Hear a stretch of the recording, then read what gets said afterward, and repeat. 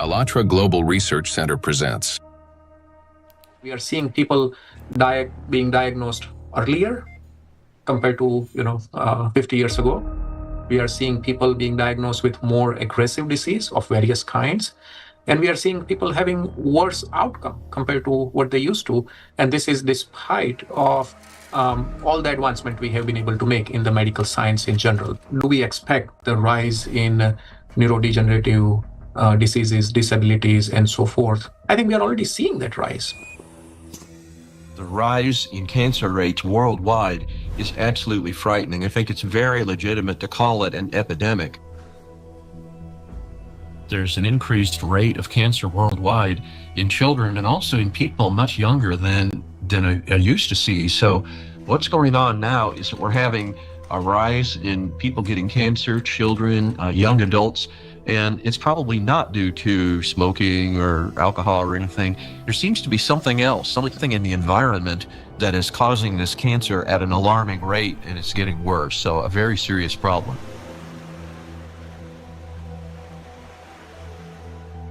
Diseases are emerging early in life. Today's generation is getting sick at ages when their parents were still healthy. And what's worse is that they're often battling not just one, but multiple chronic diseases simultaneously. How can this be happening despite all the advances in modern medicine? What if behind this rapid global decline in human health, there lies a hidden factor, one that we've overlooked all along? Nanoplastics, a threat to life. We're talking about microplastics, tiny particles that can't be seen with the naked eye. They're much thinner than a human hair, extremely fine. From the molecular level to the scale of entire ecosystems, understanding microplastics is crucial for protecting the biosphere and public health. I was also surprised that it took so long, to people to recognize that's a problem, because this plastic production increased super high in the 1950s, and we have now, I guess, something between 400 and 500 million tons of plastic production every year, and this keeps accumulating, in all our ecosystems. So it's not only affecting the human life, but the whole ecosystem. So it's every individual, every plant, even bacteria. They take them up. So that's something which we have to take into account. The fact that it now pervades from our deepest ocean to our highest mountain, that it's present in more or less every living sample that scientists have looked at, and in some populations in considerable proportions, and that it's now pervading, our food, drink, and the air we breathe, to me, is quite concerning. The science has clearly, without a doubt, shown that these chemicals, these particles are very harmful for us in various ways, not just one organ system, but all organ systems are affected. Plastic symbolizes progress, a triumph of human ingenuity, a material that is light, strong, and built to last forever. Yet, as humanity, we miss something crucial. We fail to notice how the very material created to improve our lives began instead to endanger them. Unfortunately, people often underestimate the true threat posed by plastics. Many think of it merely as an environmental problem. Bottles scattered on beaches, debris floating across the sea. And yes, these do pollute our planet. But large plastic pieces alone cannot destroy the entire biosphere, including humanity, unlike the microscopic particles they eventually become. This plastic bottle, in this form, it poses no immediate danger. But everything changes once this solid object disintegrates into masses of microscopic fragments. If this half-liter bottle were broken down into plastic particles just 1 micrometer in size, it would create roughly 10 trillion of them. And if all those particles were to penetrate the cells of a human body at once, this single bottle, in the form of nanoparticles, would destroy a person within minutes. Micro and nanoplastics are a threat to life itself. And by life, we mean not only human existence, but the very survival of the entire biosphere. Scientists are sounding the alarm that even today, exposure to these particles is leading to deterioration of health, as well as physical and cognitive decline across humankind. A growing body of research links micro and nanoplastics to the development of diseases, genetic mutations, and the rise of antibiotic resistance. Some researchers even associate tiny plastics with climate anomalies, natural disasters, an increase in seismic activity as trillions of microscopic particles interact with the environment. Over time, they could create uninhabitable zones across our planet. And all of this begins with a simple chain reaction. When plastic, like this very plastic bottle, breaks down into micro and nanoplastics. This documentary is a result of a large-scale investigation. We've examined hundreds of scientific studies and thousands of facts to answer key questions, like why are plastics so particularly dangerous? How can plastic particles threaten the very foundation of life? And what chances remain for humanity to change its course? Today, only a few hundred, perhaps a few thousand people truly understand the magnitude of this threat. A number far too small for a world of 8 billion. But by watching this documentary, you will become one of the few who understand what's really happening.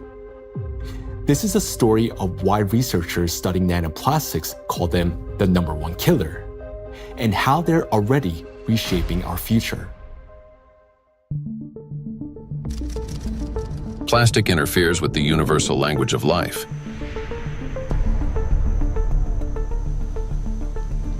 We are living in an era when life on Earth is disappearing faster than ever since the age of the dinosaurs. Currently, the extinction rate of species is 1,000 times higher than the natural extinction rates, making our time one of the most devastating periods in all of history in terms of biodiversity loss. The 6th mass extinction is already underway. The modern world is plunging into a biological collapse, like the ones in the past that wiped out up to 90% of all living creatures on the planet.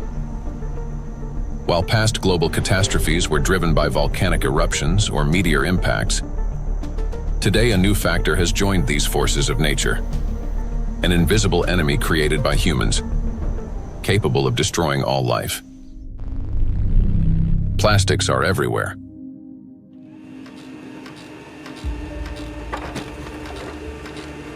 Since the mid-20th century, humanity has produced more than 9 billion tons of plastic, a material that was meant to make life easier, but has instead become a deadly trap for nature and for humanity.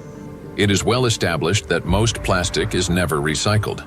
Professor Antonio Ragusa, an Italian obstetrician gynecologist and researcher who first identified microplastic in the human placenta, explains how it continues its journey through the biosphere.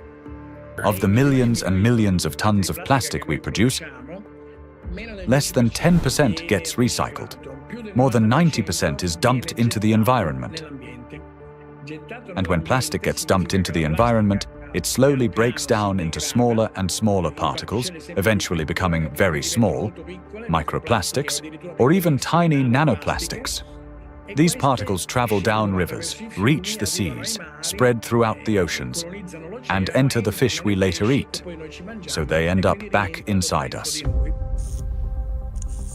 The problem of microplastics has long been observed in ecosystems across the globe. Professor Sedat Gündoğdu of Çukurova University in Turkey, founder of a research group on microplastics and expert in marine biology and Mediterranean microplastic contamination, speaks about this growing concern. I'm working on fish biology mostly. I was working on fish biology since 2016. During my PhD study, I recognized that all the sampling location that we work for biodiversity fully polluted with plastics, not only microplastics, because first we realized that the main problem is plastic itself. Today we are accustomed to hearing the word microplastic. But there was a time when this term simply didn't exist. Professor Richard Thompson is a marine biologist at the University of Plymouth, director of the Marine Institute, officer of the Order of the British Empire, and fellow of the Royal Society. In his work, he was the first to describe microscopic plastic particles in the marine environment, laying the foundation for an entirely new field of research. When I started to teach, I set the challenge to some of my students. They went out onto the shoreline, they collected samples of sand, and we started to look at them under the microscope. And from the very first samples, we could see pieces that did not look like sand grains, brightly colored pieces, red and blue.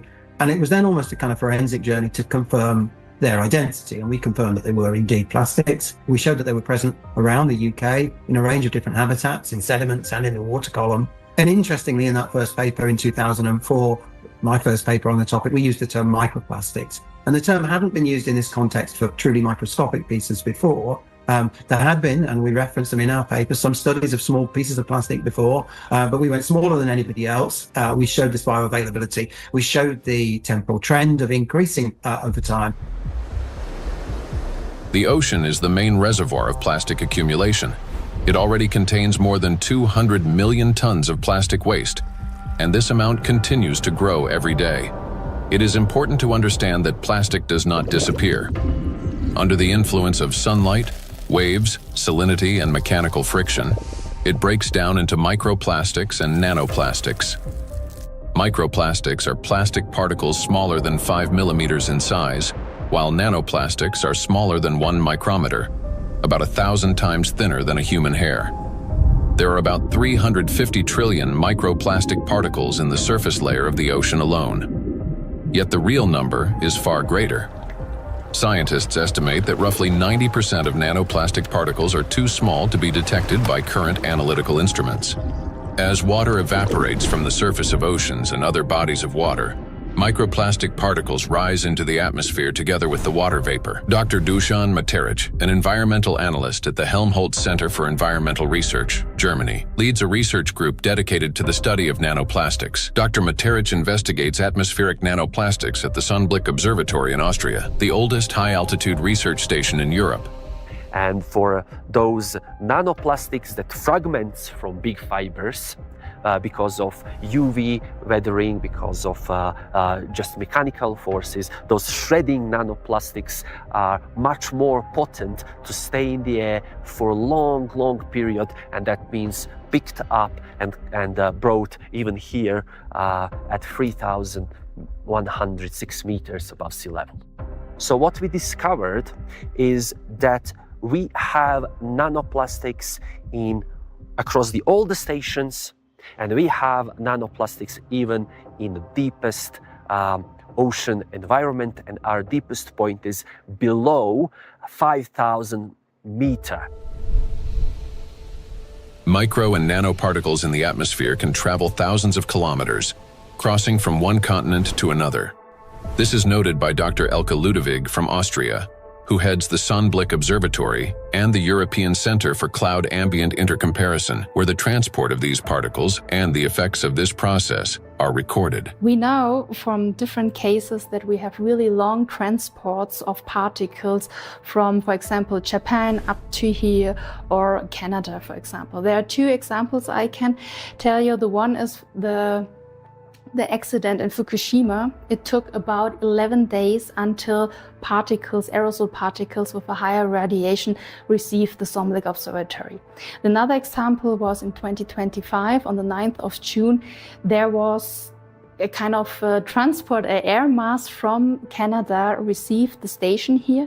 We could see it in the sky. Of course, we could see it in our data that we had higher aerosol concentration, but the really impressive moment was, and that's why it's also important to have stuff up here, we could really smell the burn in the air. And this lasts for the whole day. So there you can see how intense effects somewhere on the globe, especially on the North Hemisphere, can be, and it's still transported hundreds of kilometers around the North Hemisphere, and we can measure it here and show what it is. Atmospheric micro and nanoplastics then return to Earth with precipitation, falling with rain or snow and settling in forests, on farmland, and across grasslands, where they seep into the soil and penetrate plants. This is happening all over the planet, in both the northern and southern hemispheres. Liliana Cáceres Sanchez, MSc in Science, Technology and Health, a biologist specializing in ecotoxicology and environmental protection, and a researcher at the Center for Research in Exact Sciences and Engineering at the Bolivian Catholic University San Pablo, notes that microplastics are present in natural environments, in living organisms, and in food products. In recent years, we've conducted analyses of soil, air, and both surface and groundwater in Cochabamba. We have also examined lakes and lagoons, and in all of these samples, we have found microplastics. The fact that we found microplastics even in areas with no human presence suggests that microplastic particles are actively moving through the environment. In addition, we identified their presence in food and in living organisms. We detected microplastics in milk and other pasteurized products such as yogurt. They were also found in wild animals, for example, in the Titicaca water frog and in fish from a lake near Cochabamba called Angostura. These findings confirm that microplastics have already become part of our food chain and ecological chain. Due to microplastic pollution, 1 in 10 grains of the world's 3 main food crops, rice, wheat, and corn, may die before harvest.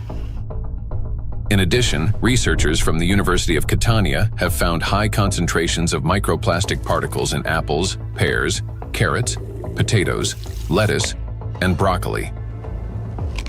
Overall, apples and carrots contained the highest levels of contamination, and fruits were found to have more plastic particles than vegetables. On dairy farms in several countries, microplastic particles have been found in samples of hay and other types of cattle feed. The presence of microplastics has also been confirmed in the milk and meat of cows and sheep, as well as in the lung tissue of pigs and in the stomachs and intestines of domestic ducks. This means that plastic has now become inseparable from livestock farming. Scientists from the University of Newcastle in Australia estimate that the average person today consumes around 250 grams of plastic per year through food, the weight equivalent of 50 plastic bags. Moreover, humans inhale micro and nanoplastics. According to studies, an adult can inhale up to 106,000 microplastic particles during a 2-hour walk in a large city. And in areas near bodies of water, that number significantly increases. We encounter micro and nanoplastic every day when we brush our teeth, take a shower, eat, run errands, go for a walk, wear our clothes, use household appliances, or take medications, and when we are working on a computer, riding public transport, drinking coffee on the go, shopping in a supermarket, or relaxing outdoors. Micro and nanoplastics are everywhere, and we barely notice how deeply these particles have become embedded in our everyday lives today. There are 3 ways plastic gets into the body: through inhalation, through the skin, and through food. And what happens next? It enters the bloodstream. Until fairly recently, about 15 years ago, people thought plastic was inert. And in fact, if you look at these plastic pellets, not microplastics but larger macroplastics, even if you put them in water, they just sit there quietly. It seems like they don't interfere much with the environment. But once they break down into micro and nanoplastics, they get into the human body through those 3 pathways, enter the bloodstream, and from there reach all the parenchymal tissues, that is, the organs, kidneys, liver, heart, arteries, veins, placenta, breast milk. Micro and nanoplastics have already become an inseparable part of the human body.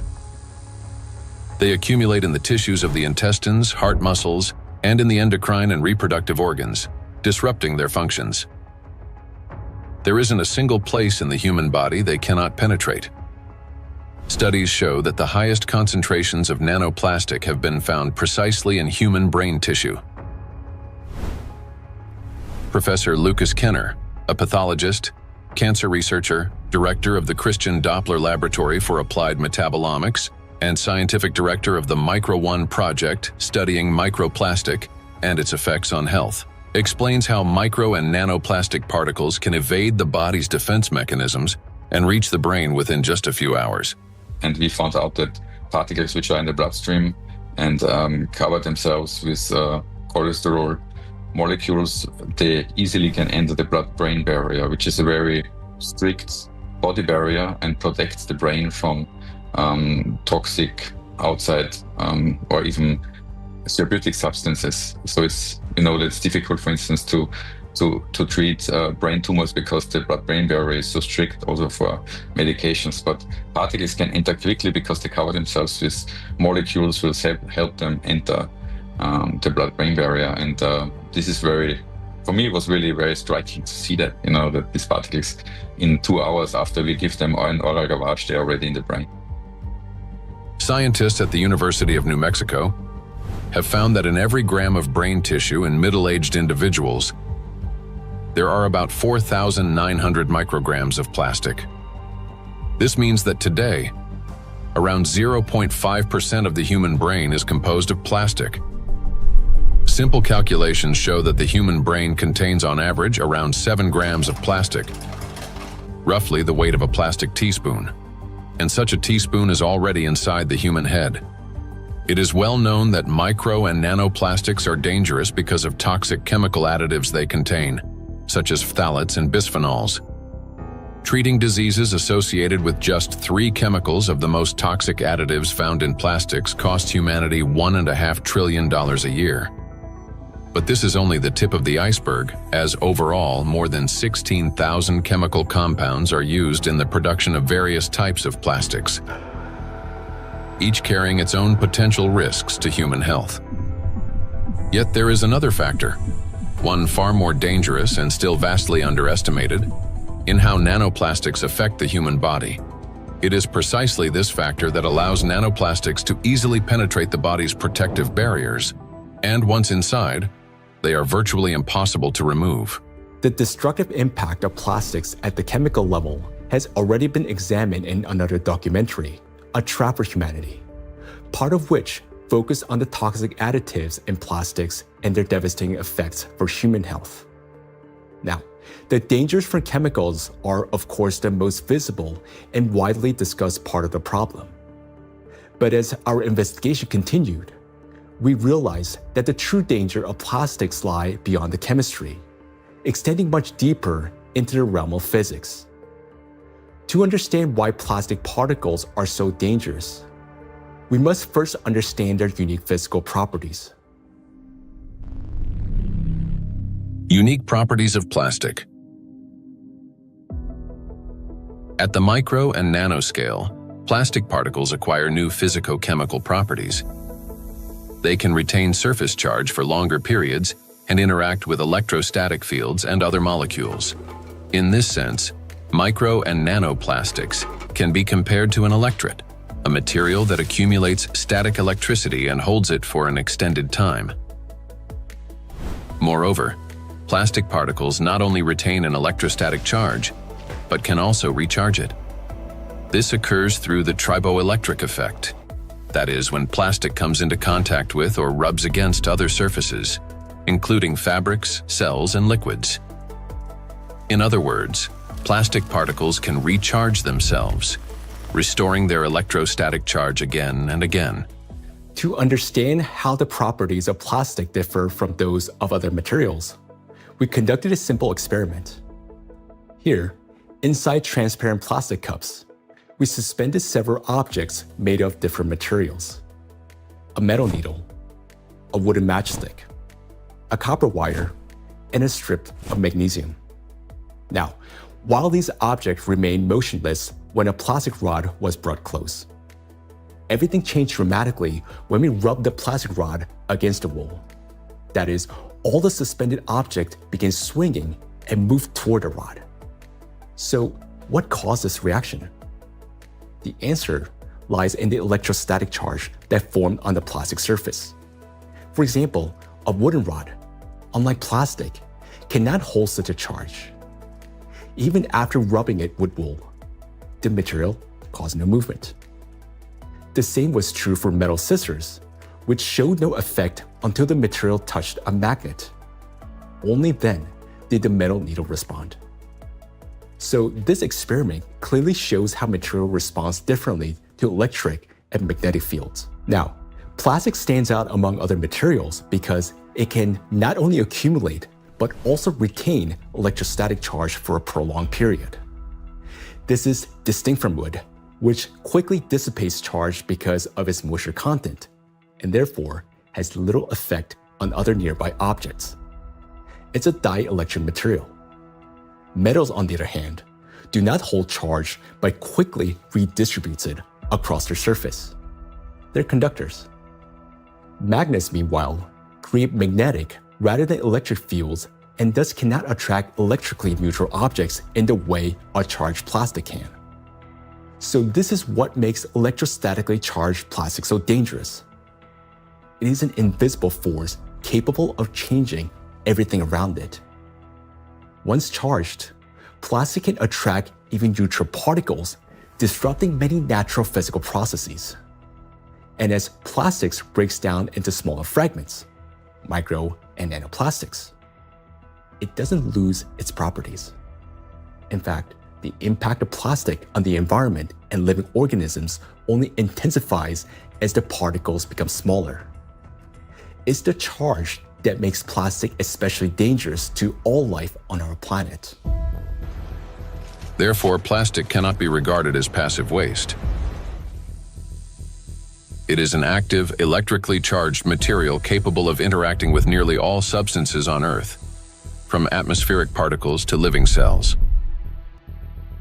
The smaller the plastic particle, the more active it becomes, and the more dangerous its impact. If you view a microplastic particle and it's 5 millimeter in diameter, and you break it down to a nanoplastic particle, which is 1 micrometer in size, you generate from one particle 125 billion particles, which is the number of galaxies we have in the universe. And the surface of these particles is 5,000 times larger than the 5 millimeter particle. So this just exemplifies how big an issue the breakdown of those plastic particles in even and all the time smaller particles. And these particles have maybe totally different properties than the large 5 millimeter particles. So you not only change the size, but also the surface and the properties of the particles. Nanoplastic has an enormous surface area compared to its mass. It's like a tiny grain with the surface area of a football field. This is called a high specific surface area. The larger the surface, the greater the particle's ability to accumulate and retain electrostatic charge, and the more active sites it contains that bind proteins, metal ions, lipids, and other molecules from the surrounding environment can attach. To understand how dangerous these tiny charged particles are, let's run a simple mental experiment. For example, we have an ordinary 1.5 volt battery. If we divide it into 125 billion tiny batteries, and suppose each of them still had the same power output of 1.5 volts, their aggregate power would equal 187.5 billion volts. Imagine how much greater the voltage will become. Similar things happen with plastic. When a single fragment of plastic is divided into 125 billion particles, each carrying a charge, the amount of charge increases. Today, millions of tons of plastic in our biosphere are constantly breaking down into smaller and smaller particles, each carrying an electrostatic charge that allows it to penetrate everywhere. Consequently, as the number of electrostatically charged plastic particles grows, an excess electrical potential builds up throughout our planet. This is a major factor disrupting the Earth's energy balance, contributing to warming of the oceans, increase in atmospheric anomalies, as well as the number and severity of natural disasters each year. Note that the warmer the ocean, the more acidic it gets, and the faster plastic breaks down into charged micro-nanoplastics. This in turn leads to greater buildup of energy on our planet, amplifying all these processes in a self-reinforcing chain reaction. In addition, the smaller the particle, the more easily it penetrates the protective barrier of living organisms, including humans, triggering various chronic diseases and killing millions of people. We'll explore all of this in detail. In other words, plastic fragmentation does not make it safer. On the contrary, it transforms it into nanoparticles that readily penetrate living organisms. We know so far that compared to microplastics, nanoplastics can pass through the cell membranes much easily. That means that they can go to our bloodstream, not just us animals as well, and they can be carried to certain organs, deposited there, hard to be excreted back and things like that. This is why nanoplastic is far more dangerous than microplastic, as its capacity to accumulate electrostatic charge is significantly greater. Due to their electrolyte behavior and small size, plastics do not remain inert particles. They become charged and transform into trillions of micro and nano killers. It is through this charge that tiny plastics can penetrate deep into the living tissues and even destroy them. Today, these particles are everywhere, and they're already interfering with the delicate electrical processes in nature. Now, we often think of electricity as something artificial, confined to light bulbs, batteries, and wires. But in reality, electrical impulses are the very language of life. That is, they enable the entire biosphere to function. And it is precisely these natural processes that electrostatically charged micro and nanoplastics are now disrupting. Universal language of nature.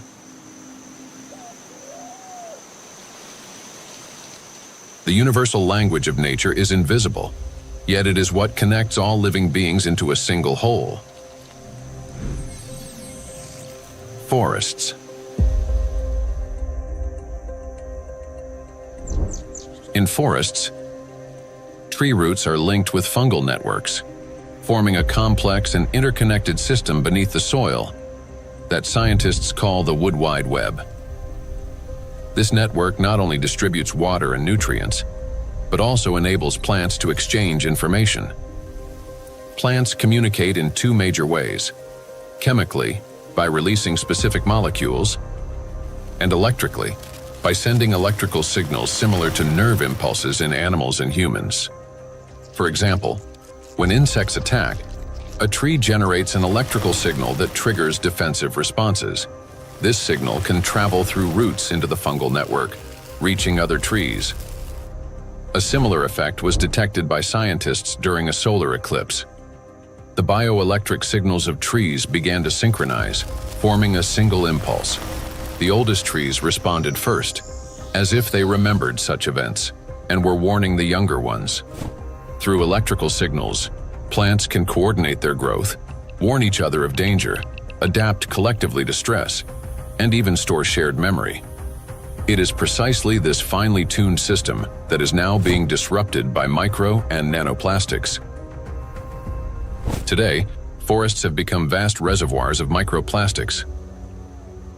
Research shows that forests capture microplastic from the atmosphere. As air currents pass through forests, they carry tons of microplastic particles. The forest functions as a massive filter. Tree canopies and leaves literally comb out particles from the air.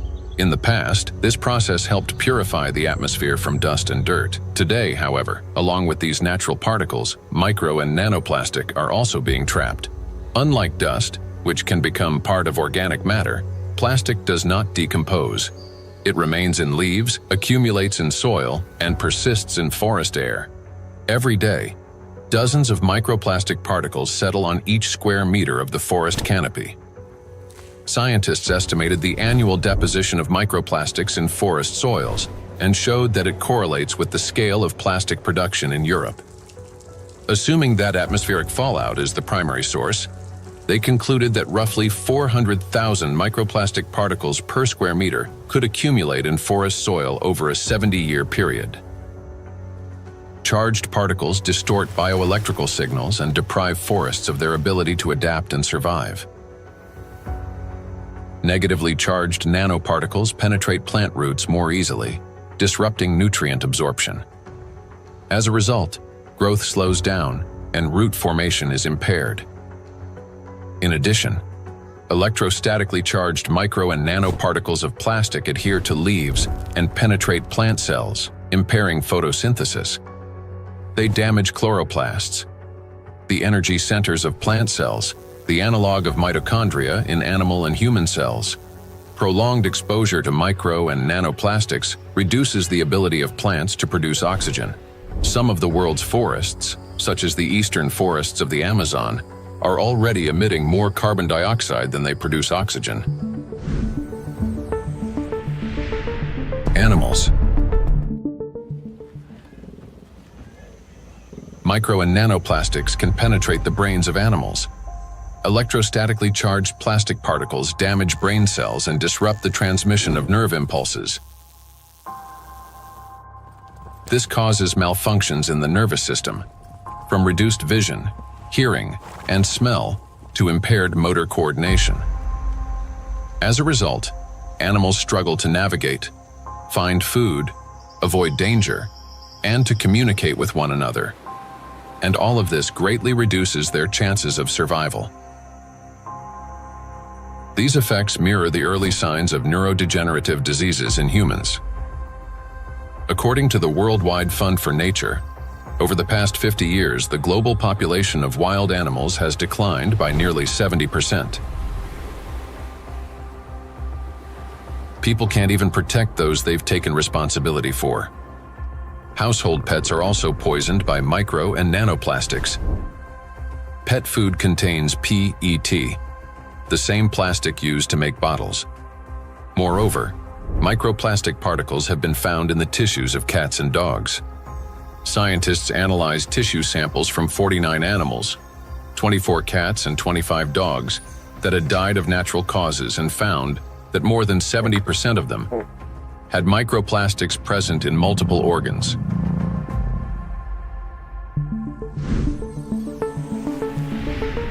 Insects. The rate of insect extinction is 8 times higher than that of mammals, birds, or reptiles. The crisis is especially severe for pollinators, bees, whose role in ecosystems and agriculture is critical. Wild and domesticated bees pollinate 75% of agricultural crops and 90% of wild flowering plants. More than 30% of the world's food production depends on bees. Today, populations of honeybees and wild bees are declining rapidly. If this trend continues, half of all bee populations may disappear within the next decade. The disappearance of bees means the loss of the link that connects plants and food, nature, and humanity. Studies by Indian researchers have identified a correlation between microplastic pollution and declining populations of insects. Bees interact with their environment through electrical impulses. They navigate not only by scent, color, and flower shape, but also, remarkably, by sensing a flower's electric field. When a bee approaches a flower, they communicate through the electrical field. As bees fly, friction with the air gives their bodies a positive charge, while flowers, being grounded, carry a negative charge. This difference creates an electric field that allows pollen to transfer to the bee even before it lands. Experiments have shown that bees can distinguish flowers by their electric fields, associate specific electrical signals with the presence of nectar, and even determine a flower's freshness by the strength of its residual charge. After a flower has been visited, its electric field weakens, and other bees can read the signal that the flower contains less nectar. Moreover, the bee's own electric charge can stimulate a plant to release fragrance, attracting even more pollinators. Thus, an entire electrical communication system operates between bees and flowers. The electrostatic charge carried by micro and nanoplastics distorts these electrical impulses, affecting the bee's brain and nervous system. As a result, bees can no longer recognize flowers, locate nectar, find its way home, or identify members of their colony. Even the smallest doses of microplastics can be lethal to bees. Bees are covered in sensitive hairs and constantly interact with their environment, allowing plastic particles to settle on their bodies and easily penetrate them. One of the leading experts studying the impact of microplastics on insects is Professor David Baraki, PhD in ecology and animal ethology, biologist, and head of the Cognitive and Behavioral Ecology Lab, B-Lab, at the University of Florence. We already know from our studies and studies from other colleagues that, for instance, the microplastic can affect the gut microbiome. So if they feed with microplastics, this can generate dysbiosis, or the microbiota can be affected. In the same way, we found that it can affect the immune response. So both honeybees and bumblebees have a kind of immune depression, so they are not any longer able to fight infections. And they can also show altered behavior. So, for instance, again, learning and memory is affected. Polyethylene doesn't seem to harm too much honeybees, and polyestyrene had a strong impact not only on survival but also on learning and memory. So in our experiment, we really found that this polymer, concentration that we probably can find in environment, can actually impair memory formation and memory retrieval. And this is, of course, alarming because for honeybees, it's, as I said, it's very, very important to have a good learning and memory capabilities. When microplastics enter a bee's body through food or air, they damage the intestine, disrupt metabolism and reproductive function, weaken the immune system, and alter their behavior, even to the point of losing the ability to navigate.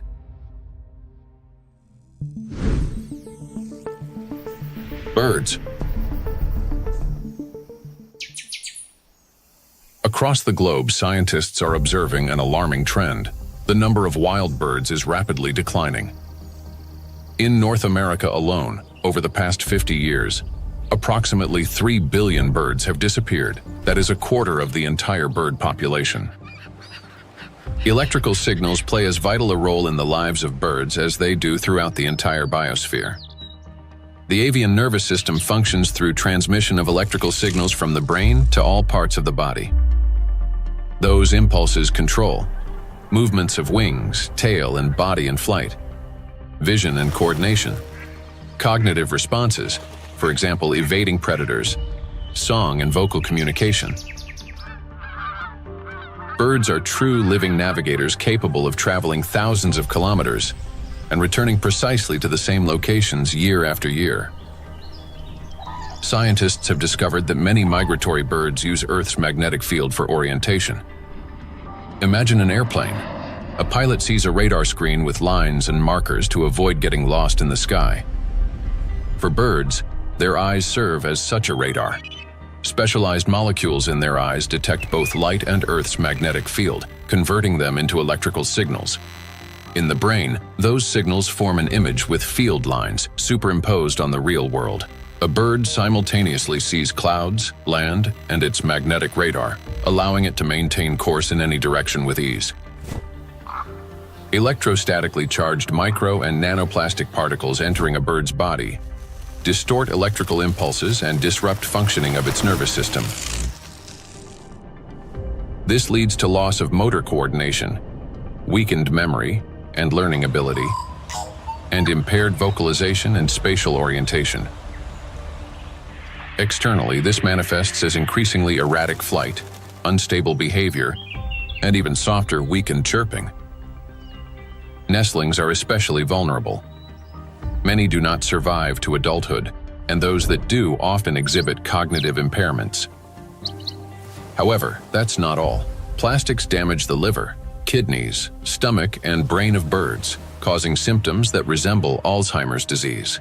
Even birds that appear healthy lose the ability to adequately care for their partners and offspring, sharply reducing their chances of successful reproduction.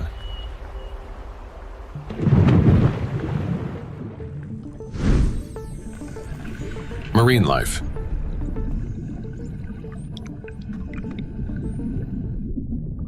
Beneath the surface reigns a unique world where vision weakens and sounds become distorted. In such conditions, marine life perceives reality differently. Through electroreception, the ability to sense faint electric fields and navigate by them. Predators such as sharks can detect tiny electrical impulses produced by muscle contractions and the heartbeat of their prey. Even if a fish remains motionless and hidden in sand, its bioelectric signals reveal its location. All living organisms in water generate continuous bioelectric fields due to ion flow across their skin. Those fields are subtly altered when the animal moves or when another living being appears nearby. Electrical impulses are an inseparable part of life itself, even underwater. Electrostatically charged micro and nanoplastics can distort or block those signals, which makes marine creatures especially vulnerable. As a result, marine animals and fish lose their ability to accurately locate prey, avoid predators, and follow migration routes. This threatens their survival and leads to population declines. Furthermore, fish exposed to microplastics exhibit a wide range of toxic effects, from immune system dysfunction to altered blood composition. Signs of neurotoxicity, growth retardation, and reduced reproductive capacity have also been documented in fish.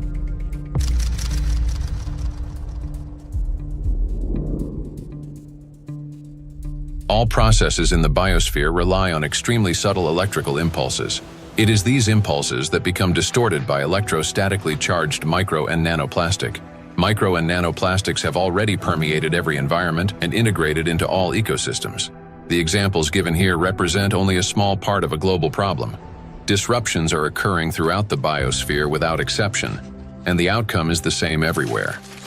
Distortion of signal transmission, breakdown of biological connections, malfunction of living systems, and ultimately, the death of life itself. Micro and nanoplastics are everywhere, and everything they touch is slowly dying.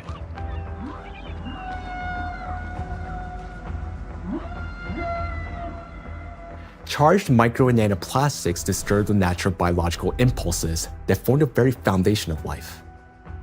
Gradually, they erode the mechanisms that allow the biospheres to exist and interact. This decay begins from within, slowly, almost imperceptibly, yet inevitably. Even what appears healthy and alive today is already contaminated by micro nanoplastics. Today, so many of these particles have already accumulated on our planet that they will be enough to destroy the entire biosphere several times over. And their numbers continue to grow each day. Nature is not merely a habitat.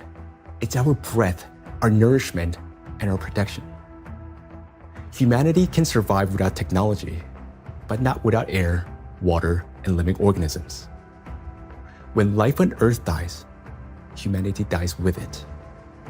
The truth is that we do not exist separately from nature, no matter how much we try to convince ourselves otherwise. We're part of it.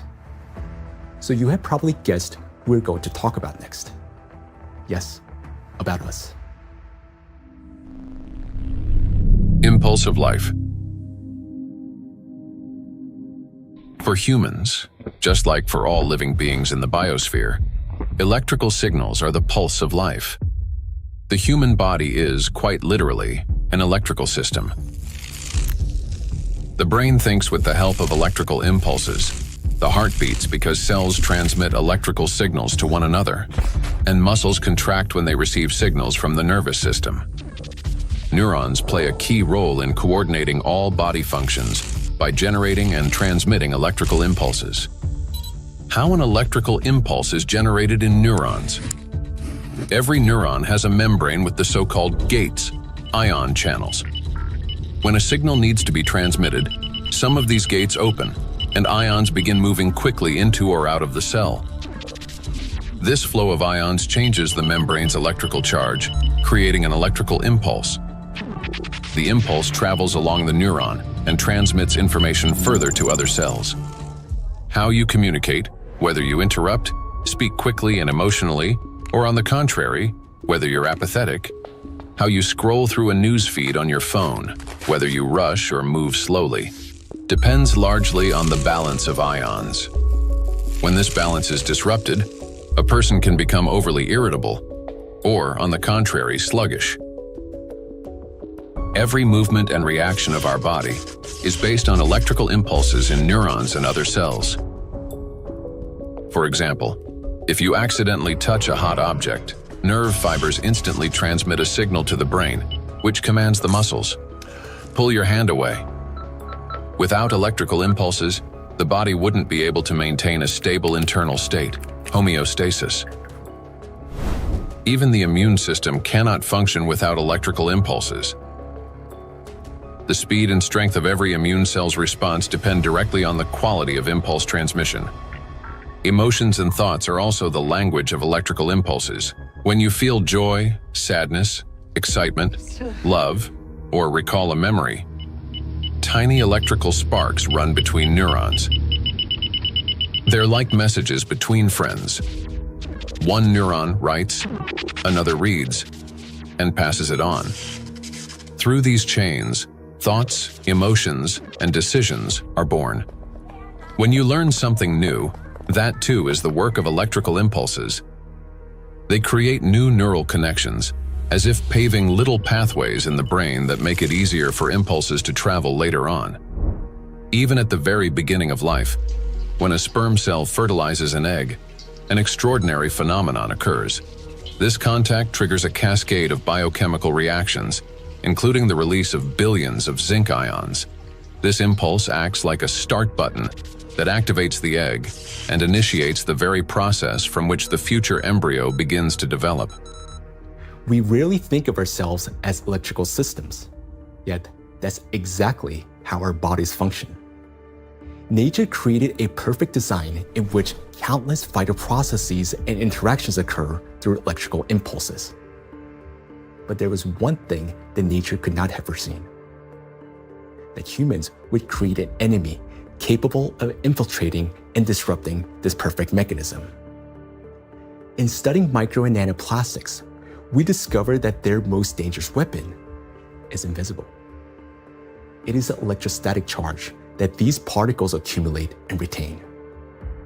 This charge begins to destroy us from within, starting from the very foundation of life, the cell. Inside the cell, charged nanoplastics cause the greatest harm. They disrupt communications between the cells, trigger self-destruction programs, and deprive cells of their ability to generate energy for sustaining life. The question is, how do plastics do this? How do micro and nanoplastics damage the body's cells? Disruption of interactions between neurons. Electrostatic charge and extremely small size allow nanoplastic particles to penetrate inside human cells. The impact of nanoplastics on cell function can be clearly traced in neurons, cells of the nervous system, as their function is directly linked to the generation and transmission of electrical signals. Valérie Etkin, Doctor of Physical and Mathematical Sciences and member of the European Academy of Natural Sciences, emphasizes that the impact of nanoplastics on nerve cells manifests at the most fundamental levels.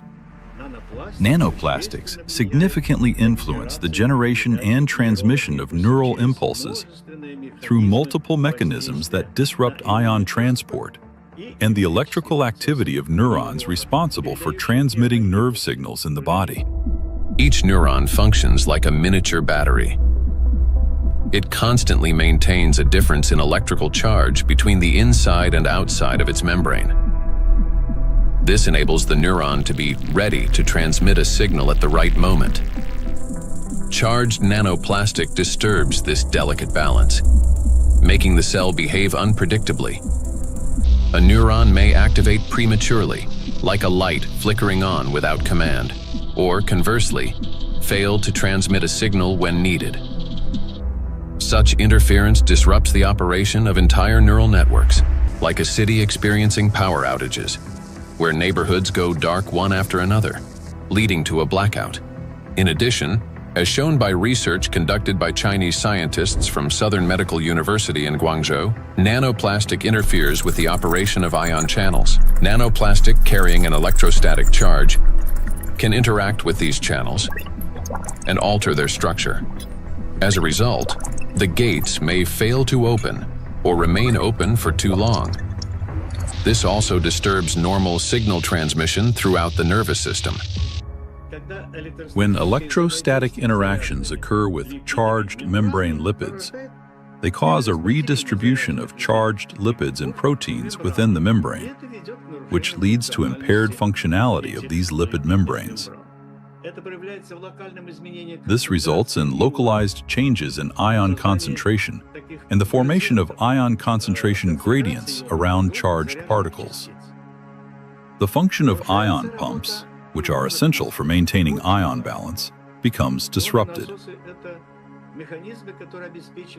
Ion pumps are mechanisms that move substances against their concentration gradients, a process known as active transport. When these processes become unbalanced, they accumulate energy that can later be used by biological systems to perform work. And so, the work of these pumps may be disrupted, yet it's one of the core mechanisms underlying biological activity. Signal transmission between neurons is a complex yet remarkably coordinated electrochemical communication process in which special molecules, neurotransmitters, play a crucial role. These molecules act as couriers, transferring information from one neuron to another in a strictly ordered manner. Nanoplastic particles carrying an electrostatic charge can interfere with the release of neurotransmitters or trigger their discharge without proper signaling. As a result, chaotic and false signals emerge in the brain, as if the nervous system can no longer distinguish what messages to send, when to send them, or where they should go. Any disruption in communication between neurons inevitably affects our mental state. If you find yourself becoming forgetful or absent-minded, if you have difficulty concentrating or remembering even simple things, it may be a sign that the degradation of neural connections has already begun. Nanoplastics not only interfere with communications between neurons, but they also penetrate directly into cells and even trigger their self-destruction. Cells start the process of self-destruction. Each cell continuously produces specific molecules known as reactive oxygen species. These molecules participate in processes of growth, division, and programmed cell death. Under normal conditions, their levels are regulated by the cell's defense system, antioxidants, acting as cleaners.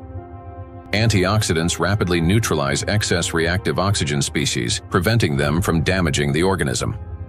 When a cell is exposed to irritants, such as infection, injury, or toxins, it produces elevated levels of reactive oxygen species, which in excess can damage vital cellular structures. This leads to oxidative stress, a kind of chemical assault within the cell. In response to damage and oxidative stress, a natural defense mechanism is activated: inflammation. Its purpose is to eliminate the source of injury and restore balance. However, in the case of electrostatically charged nanoplastic, this mechanism ceases to function properly. Plastic particles remain inside the cell and act as a continuous irritant. The inflammation does not subside and becomes chronic. As a result, DNA, proteins, membranes, and other key cellular structures are damaged. Ultimately, the cell either can no longer function properly or initiates its own self-destruction. We've done remarkable studies and discovered that plastic embeds itself inside the cytoplasm. The cytoplasm contains organelles, small structures that keep the cell alive and functioning. Plastic gets into the cytoplasm and stays there. It becomes surrounded by a membrane. Similar to the cell membrane, the cell isolates it because it wants to destroy it. And it starts producing enzymes and other substances the cell normally uses when it's invaded by microbes, viruses, bacteria, or antigens. But unlike those natural invaders, plastic is indestructible, as we said. So the cell is essentially subjected to chronic stress, and eventually it becomes diseased. The Microplastics Research Group at the Bolivian Catholic University in Cochabamba uses aquatic planarians, small organisms that serve as highly useful biological models. Their strong regenerative capacity makes it possible to detect early changes in cellular processes similar to those that occur in other animals. Microplastics, especially when combined with other pollutants such as metals, are already affecting living organisms. Microplastics can trigger oxidative stress, an imbalance between the production of reactive oxygen species and the body's antioxidant capacity. This oxidative stress directly affects cellular metabolism, disrupting the functions of proteins, lipids, and nucleic acids, which can lead to changes in growth, regeneration, and the overall physiology of organisms. Thus, exposure to electrostatically charged nanoplastic leads to oxidative stress, inflammation, and consequently, the death of not only neurons, but also other types of cells. Oxidative stress is like a fire burning inside a cell, while antioxidants are like firefighters that work to extinguish it. Note that nanoplastics act as a fuel for the fire, feeding it endlessly until the cell is consumed from within. Yet, that's not all nanoplastics do inside our cells. They also destroy the cell's power plants, the mitochondria. Every cell lives and functions thanks to the energy produced by mitochondria. That very energy powers all processes in the body, from cell division to hormone synthesis. Even the electrical impulses that we've been talking about depend on the energy from mitochondria. And it is precisely this vital source of life that charged nanoplastics attack. Cells stop producing energy for life. Recent studies have shown that mitochondria are particularly vulnerable to the effects of nanoplastic. And that's where a cascade of processes leading to aging and disease begins. Scientists from China have discovered that the electrostatic charge and tiny size of nanoplastic particles allow them to penetrate deep into the cell and accumulate even within mitochondria, disrupting their function. Such a condition is known as mitochondrial dysfunction, a state in which mitochondria can no longer perform their essential roles. For comparison, a mitochondrion is approximately the size of a bacterium, while a nanoplastic particle is dozens of times smaller. Dr. Jeffrey Long, a radiation oncologist with many years of clinical experience and an expert on environmental exposures and their impact on human health, explains the destructive intracellular processes triggered by nanoplastic. They can get into the cell and they can damage the critical parts of the cell, particularly mitochondria. Mitochondria in each cell in the human body is sort of the energy machine. It produces the raw stuff that provides energy to the entire rest of the cell. And it is frightening to understand, and increasingly so with increasing scientific studies, that nanoparticles nanoplastics, as they get in, are actually damaging the mitochondria, that energy-producing part of the cell. They're also damaging the part of the cell involved in division and reproduction called DNA. And certainly they can affect other molecules and proteins within the cell. Mitochondria are the cell's energy and signaling center. They regulate metabolism, control cell growth and division, protect against oxidative stress, modulate inflammation and immune responses, and trigger programmed cell death. One of their key functions is cellular respiration, the process by which energy is produced. Energy in the human body is generated as follows. First, proteins, fats, and carbohydrates from food are broken down into simple molecules. These molecules then enter the mitochondria, where electrons are extracted from them. The electrons move along a specialized chain of proteins, much like an electric current passing through wires. This electron flow drives the mitochondrial energy machinery, resulting in the production of ATP, the universal fuel that powers all organs and tissues. A single mitochondrion can produce up to 10 million molecules of ATP per day. However, electrostatically charged nanoplastic interferes with this delicate process. Its particles disrupt movement of electrons and reduce the efficiency of ATP synthesis. It is similar to a power plant where the wiring begins to short circuit. The generator falters, energy output drops, and the entire system starts to fail more quickly. Mitochondria have their own DNA, a set of instructions for energy production. Without it, mitochondria cannot generate energy, and the cell gradually loses its power source and begins to deteriorate. Exposure to nanoplastic causes mutations to accumulate rapidly in mitochondrial DNA, further impairing mitochondrial function. Studies published in 2023 demonstrated that 50 nanometer polystyrene nanoparticles sharply reduce ATP production and increase the number of mutations in mitochondrial DNA. We have studies on this, with dramatic images taken using a scanning electron microscope, as well as a transmission one, where you can actually see plastic destroying the mitochondria, the structures that produce a cell's energy. Chronic exposure to nanoplastic turns cells into a battlefield. Their electrostatic charge prevents mitochondria from carrying out their essential functions, and this disruption marks the beginning of the slow decline of cells, tissues, and organs. We have now seen the key mechanisms by which charged nanoplastic particles damage cells. Each of these processes is destructive on their own, but they also occur simultaneously and amplify one another's effects.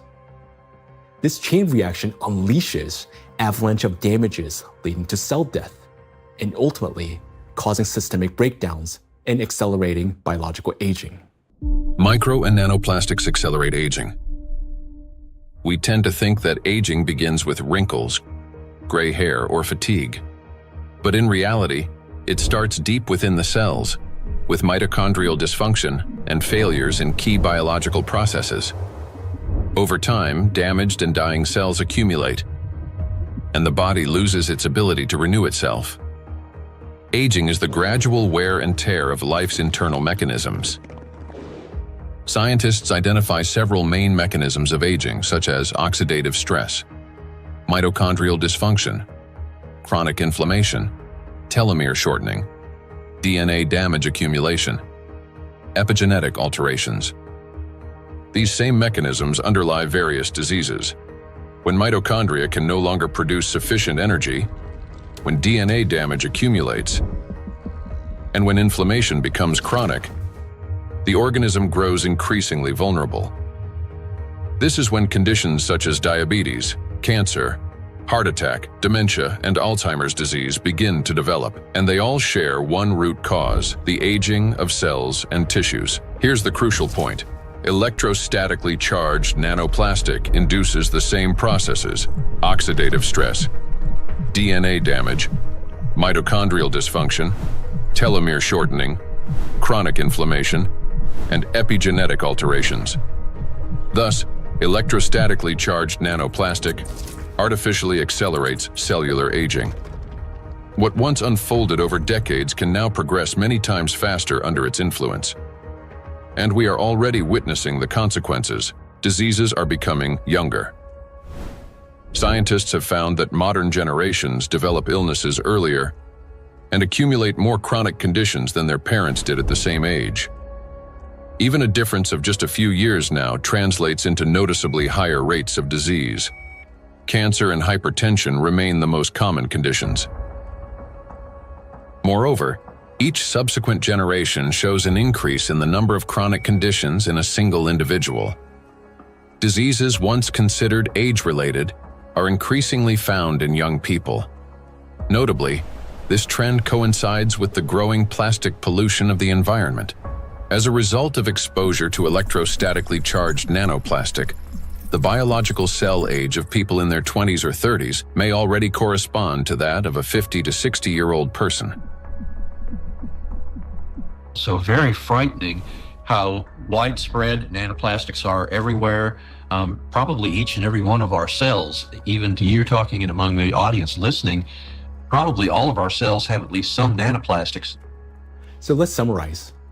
Aging is a gradual breakdown of the cells in our bodies. Nanoplastics accelerate this deterioration, and thus the aging itself through all those destructive processes within the cells that we've just talked about. And here lies the crucial point. The same mechanisms that drive aging also underlie many chronic diseases. In other words, micro and nanoplastics not only speed up aging, but also contribute to the development of diseases. Today, micro and nanoplastics are detected in every organ of the human body, and everywhere, in each organ, in each cell. The tiny plastic particles trigger a cascade of internal destruction. Nanoplastics damage cell membranes, disrupt ion channels, induce oxidative stress, disable mitochondria, and provoke genetic mutations. These damages affect all cell types in the same way, whether in the heart, bones, lungs, or elsewhere. Now, we know the answer to the main question that began our investigation. Why and by what mechanism are nanoplastics capable of destroying living systems at the microscopic level? But what does that mean to us, for each of us? What specific diseases arise from such cellular destruction within the human body? The answers lie ahead in the next part of our investigation. Micro and nanoplastics are damaging health. Micro and nanoplastics impact the nervous system. Neurological disorders are the leading cause of physical and cognitive disability worldwide, affecting almost 3.5 billion people. Over the past 30 years, the number of such cases has risen drastically, and scientists project that within the next 2 decades, this figure could double. Since this trend mirrors a surge of plastic pollutions in our environment, it becomes clear why these diseases are becoming more prevalent and why they're increasingly affecting younger population. Now, recall the image of a plastic spoon in the brain. Unfortunately, it doesn't sit there inert or harmless. Electrostatically charged plastic particles attack neurons, the brain cells that are responsible for most of our thoughts and movements. Every day and every minute, nanoplastics are silently destroying cells in our brains, and the exposure to these tiny plastics, they never stop. In fact, it continues to accelerate. Consequently, the damage of our neurons lead to severe and often irreversible diseases like Alzheimer's and Parkinson's, multiple sclerosis, epilepsy, stroke, and many others. But neurons are not limited to the brain. They form an extensive network that coordinates and synchronizes the activity of the entire body. And when they're damaged, the autonomic nervous system begins to malfunction, disrupting the function of internal organs. For example, the intestines contain about 500 million neurons, often referred to as a second brain. This vast network plays a vital role in digestion, immunity, and even emotional regulation. But with every sip of water and every meal, an invisible stream of micro nanoplastics enters our bodies. And unfortunately, most of these particles settle and accumulate in the intestines. Micro and nanoplastics destroy intestinal barriers. The intestine is not just a digestive organ. About 70% of the cells in our immune system are concentrated there, which means its condition directly affects the protection of the entire body. So another study that we provided, showed us we are actually eating plastics, microplastics, because we analyzed 26 human cadaver. We just investigate their intestinal system, their gut content, and we found like between 9 and 10 microplastic per person in their stomach. So this is like a acute exposure. At that time, they exposed that amount of microplastics because, when you eat something, it will pass through your intestinal system. Some of them will remain inside the system. This is what we found. There remain microplastic particles inside the human stomach because grams doesn't give enough information about exposure because the particles behave according to their shape rather than their mass, because the definitive transportation feature of plastics or particles is size, because all the human barriers, the gut barrier, intestinal blood barrier, they are selective for size and the type. If they smaller than certain size, like 100 micron, they can pass through through intestinal system to the blood system. The intestinal barrier works like a filter. It allows useful substances, vitamins, nutrients, to pass through and blocks harmful ones, toxins, microbes, and foreign particles. But this entire well-coordinated system is destroyed by electrostatically charged micro and nanoplastics. It damages the cells lining the intestinal walls and weakens the tight junctions between them, making the intestinal barrier more permeable. Microbes, toxins, and plastic particles begin to penetrate the bloodstream from the intestine. In response, the immune system triggers inflammation. The intestine is also the body's second brain. Its walls contain about 500 million neurons that are directly connected to the central nervous system. This connection is called the gut-brain axis. The gut and the brain are connected through the vagus nerve. It is like a direct phone line through which they constantly exchange messages. The brain gives commands to the intestines on what to do, and the intestine informs the brain about their condition. A key role in this communication is played by the microbiota, 100 trillion beneficial bacteria.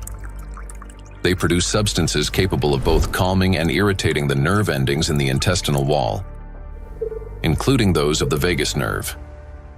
Charged micro and nanoplastics disrupt the balance of gut microbiota. Beneficial microorganisms die, while pathogenic ones begin to multiply actively. When this happens, the communication between the gut and the brain becomes distorted. When nanoplastics enter the intestine, it triggers a vicious cycle of destruction. The damage that begins in the intestine leads to systemic malfunctions throughout the body. The digestive, immune, nervous, and endocrine systems all suffer. This accelerates the body's aging process and increases the risk of serious diseases such as irritable bowel syndrome and inflammatory bowel diseases, allergies and autoimmune diseases, depression, anxiety and cognitive disorders, obesity and diabetes, cardiovascular diseases, neurodegenerative diseases, such as Alzheimer's and Parkinson's. Micro and nanoplastics destroy immunity. Researchers from the University Medical Center Utrecht discovered that immune cells exposed to nanoplastic die 3 times faster than those that are not. Such accelerated death of immune cells severely weakens immunity and reduces the body's ability to fight infections. This contributes to the spread of inflammatory reactions throughout the body. Scientists from Zhengzhou University and Henan Cancer Hospital in China have found that nanoplastics penetrate even into the bone marrow and the thymus, the organs where blood and immune cells originate and mature. The bone marrow performs 2 key functions. On the one hand, it is a blood cell factory, where red blood cells, white blood cells, and platelets are formed. On the other, stem cells of the bone marrow play a role in regenerating bones, cartilage, muscles, and fat tissue. The impact of nanoplastics on stem cells means damage to the very foundation of regeneration. First, blood formation worsens. Anemia can develop due to a lack of red blood cells. Immunity decreases due to fewer white blood cells. And the risk of bleeding rises because of platelet deficiency. Second, Damage to bone cells makes bones more fragile, increasing the risk of fractures and slowing their recovery. Nanoplastics not only destroy the immune system, but through its electrostatic charge, they also create conditions for the reproduction and resilience of pathogens. A study from the University of Illinois showed that positively charged nanoplastic particles increase physiological stress in gut bacteria such as E. coli, making them more pathogenic. The electrostatic charge plays the decisive role here. It is what increases the pathogenicity of microorganisms. At the same time, nanoplastic particles without electrostatic charge did not cause physiological stress in bacteria, and their danger to humans did not increase.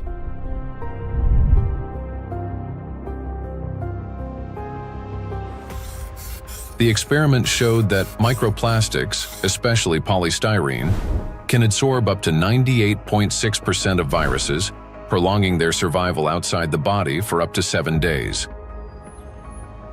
Viruses that normally die under sunlight or oxygen within hours can persist on plastic for 2 to 7 days, remaining on surfaces such as handrails, bottles, and door handles. A single sneeze from an infected person can release up to 200 million viral particles into the air, which can land on any plastic surface indoors or bind with nanoplastic particles in the air and water. Microplastics become an air and water taxi, spreading infection. Once in the bloodstream, charged micro and nanoplastic particles quickly become coated with plasma proteins, forming a biocorona, which masks them as the body's own cells and makes them invisible to the immune system. Antibiotic resistance.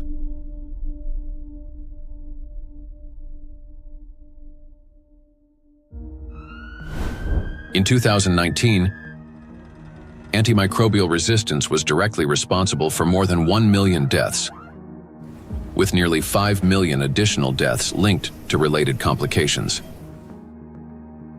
Studies in 2025 show that plastic helps bacteria develop resistance to antibiotics, driving a crisis that medicine is increasingly unable to control.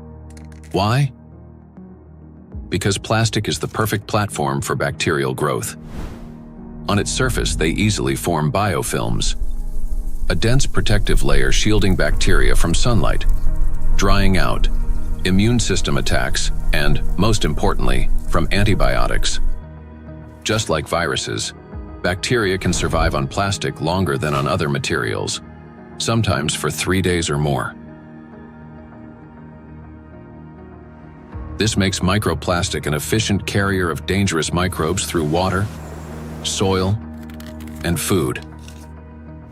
Paul Dabzak, PhD in water chemistry and microbiology, researcher at Center for Research in Exact Sciences and Engineering at the Bolivian Catholic University San Pablo, notes that the presence of biofilms on microplastics makes them even more dangerous. In the laboratory, we study how microplastics interact with metals and microorganisms. We observe that microplastics can adsorb metals through both physical and chemical sorption processes, and that this ability increases in the presence of bacterial biofilms that develop on the surface of the particles. These interactions depend on the type of plastic and the size of the particles, which alters their electrostatic charges. This causes microplastics to act like a magnet, attracting even more contaminants to their surfaces. In laboratory conditions, researchers from Boston University found that when bacteria come into contact with microplastic, they activate a special metabolic process linked to electron transfer. Simply put, plastic particles can share electrons with bacteria, acting as a kind of power bank for them. This process is called extracellular electron transfer. It gives bacteria extra energy, which first of all, makes them stronger, helps them divide faster, mutate, and build resilient multi-layered biofilms that block antibiotics from penetrating. Secondly, this extra energy directly accelerates antibiotic resistance. What's worse, even after plastic was removed from the experiment, bacteria retained their new properties.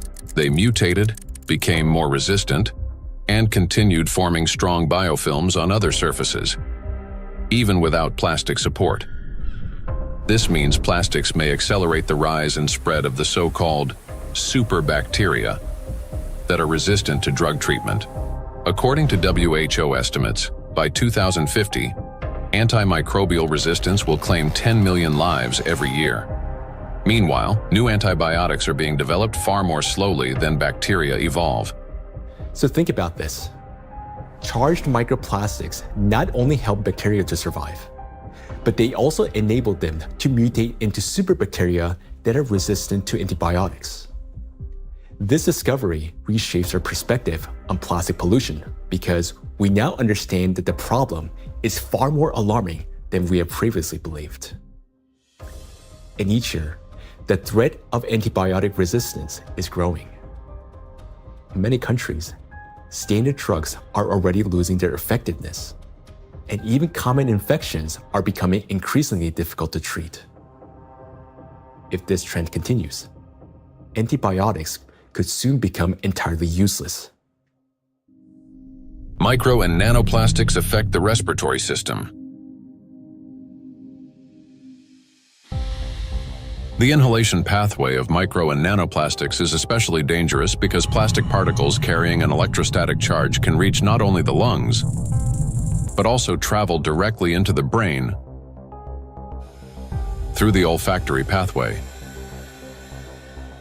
Chinese researchers have estimated that in just 2 hours outdoors, an adult can inhale up to 106,000 microplastic particles, and a child about 73,000. Given the lower body mass of children, the concentration of inhaled microplastics per kilogram is on average 4 times higher in children than in adults. Once inside the respiratory tract, micro and nanoplastic particles carrying an electrostatic charge trigger a chain of destructive reactions in every cell of the bronchi and lungs. They cause oxidative stress and chronic inflammation, leading to severe consequences such as the onset and worsening of bronchial asthma, progression of chronic obstructive pulmonary disease, pulmonary fibrosis, in which healthy lung tissue is replaced by scar tissue, and an increased risk of malignant tumors of the respiratory tract. In a study conducted in 2021, microplastics were found in 13 out of 20 lung tissue samples. In patients with respiratory diseases, particles were found in every sample of throat phlegm. What's more, plastic fibers have been discovered in malignant lung tumors. According to the World Health Organization, lower respiratory tract infections remain the world's deadliest infectious disease and rank among the top 5 leading causes of death. Cancer of the trachea, bronchi, and lungs ranks 6th among the leading causes of death. Micro and nanoplastics disrupt the functioning of the heart and blood vessels. Cardiovascular diseases are the leading cause of death worldwide. Despite tremendous efforts by the scientific community to develop and introduce innovative treatments, both the incidence and mortality from these diseases continue to rise. How do micro and nanoplastics damage the heart and blood vessels? The main thing electrostatically charged nanoplastics do is they destroy the mitochondria inside our cells. The heart is one of the body's most energy-demanding organs, and it's the mitochondria, the energy producers, that give it the power for every single beat. And when mitochondria start to malfunction, the heart literally stalls. It no longer has enough energy to maintain a normal rhythm or strong contractions. Heart attacks and strokes remain the world's leading causes of death among all diseases. In this context, it's especially alarming that scientists have found micro and nanoplastics inside atherosclerotic plaques, dense deposits within arterial walls that narrow the vessels and can obstruct blood flow. When a vessel becomes constricted or a clot forms, blood circulation to the heart or brain is disrupted, sharply increasing the risk of a heart attack or stroke. Research shows that when microplastics are present in carotid artery plaques, the risk of these life-threatening events and fatal outcomes rises by 4.5 times. Micro and nanoplastic particles trigger blood clot formation. When micro and nanoplastics enter the bloodstream, they don't simply drift there passively. Because of their electrostatic charge, plastic particles stick to vessel walls and attract blood proteins and cells. These coated particles damage the endothelium, the ultra-thin layer of cells lining the inside of blood vessels. The endothelium is like an intelligent shell of the vessels. It regulates their dilation and constriction, controls blood clotting, and protects against inflammation. However, under the influence of micro and nanoplastics, this system breaks down, leading to chronic inflammation and an increased risk of thrombosis. In addition, electrostatically charged microplastics can interact with blood cells, platelets and red blood cells, disrupting their normal behavior. Under normal conditions, red blood cells carry a negative surface charge called the zeta potential, which keeps them from sticking together and allows blood to flow freely, even through the tiniest capillaries. But when exposed to microplastics, this charge decreases. Red blood cells begin to clump together, blood viscosity rises, and clot formation starts. As a result, clots appear in the vessels, obstructing blood flow, which is especially dangerous for the brain, heart, and eyes. This consequently increases the risk of chronic fatigue, vision disorders, hypertension, heart attack, and stroke. Nanoplastics interact with cell membranes. Positively charged nanoparticles are strongly attracted to negatively charged components, leading to disruption of membrane integrity, for example, in red blood cells, platelets, and endothelial cells. Micro and nanoplastics induce the development of cancer. The rise in cancer rates worldwide is absolutely frightening. I think it's very legitimate to call it an epidemic. The statistics are sobering. The World Health Organization estimated that in 2020, worldwide there was about 18.1 million new cases of cancer, whereas in 2022, just 2 years later, it's gone from 18.1 million up to nearly 20 million.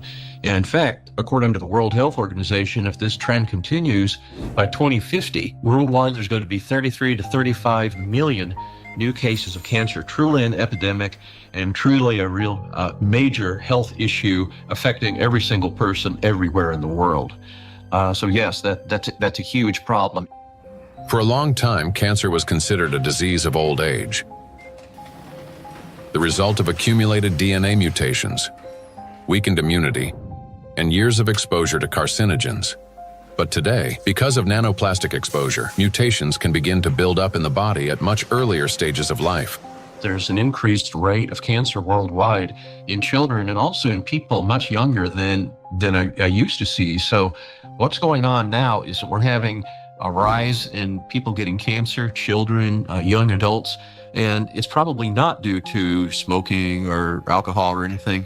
There seems to be something else, something in the environment that is causing this cancer at an alarming rate, and it's getting worse. So a very serious problem, yes. And again, one of the possibilities that could be accounting for this, we'll be talking more about it, is indeed nanoplastics. We observe in the last 30 years that in some countries we observe early onset cancerogenesis, so that tumors are diagnosed more early than previously. So that was like colorectal cancer observed earlier and diagnosed earlier than 30 years ago in average. A key role in tumor development may be played by mitochondrial dysfunction, caused by exposure to nanoplastics.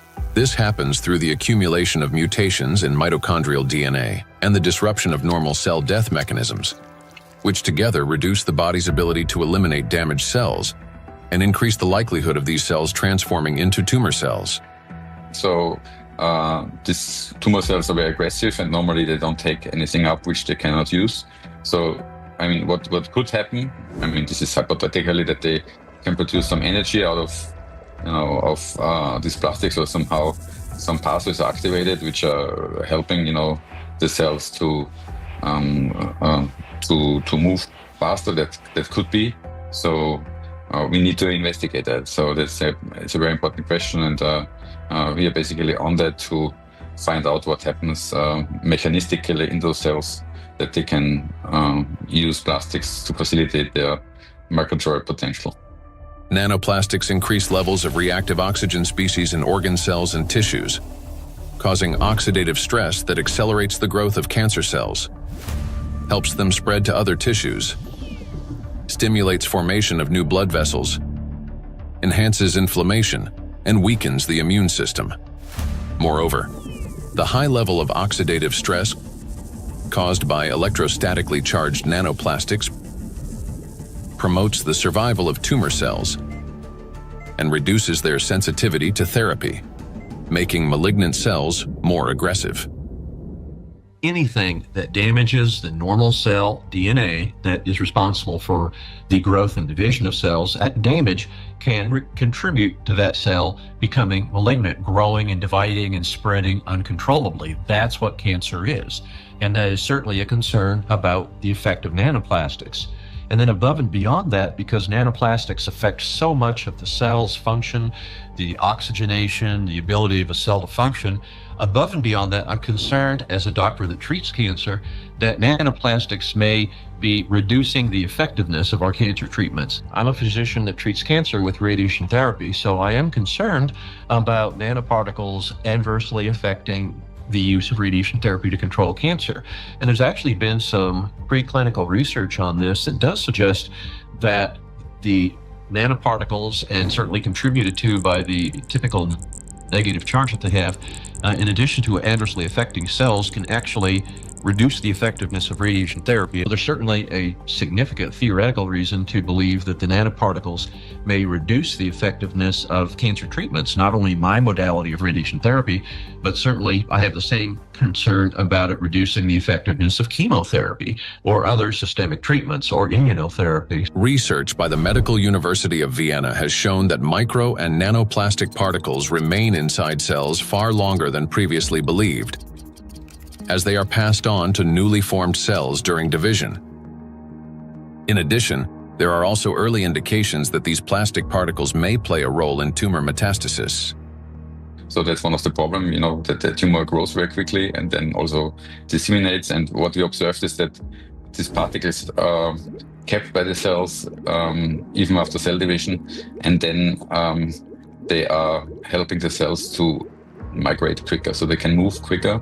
And that's a property which we also observe in tumor cells when they are in the body, so that they can move to other places and even metastasize. And so we have to assume that also in the body, that these tumor cells can basically use those plastics to proliferate and move around in the body.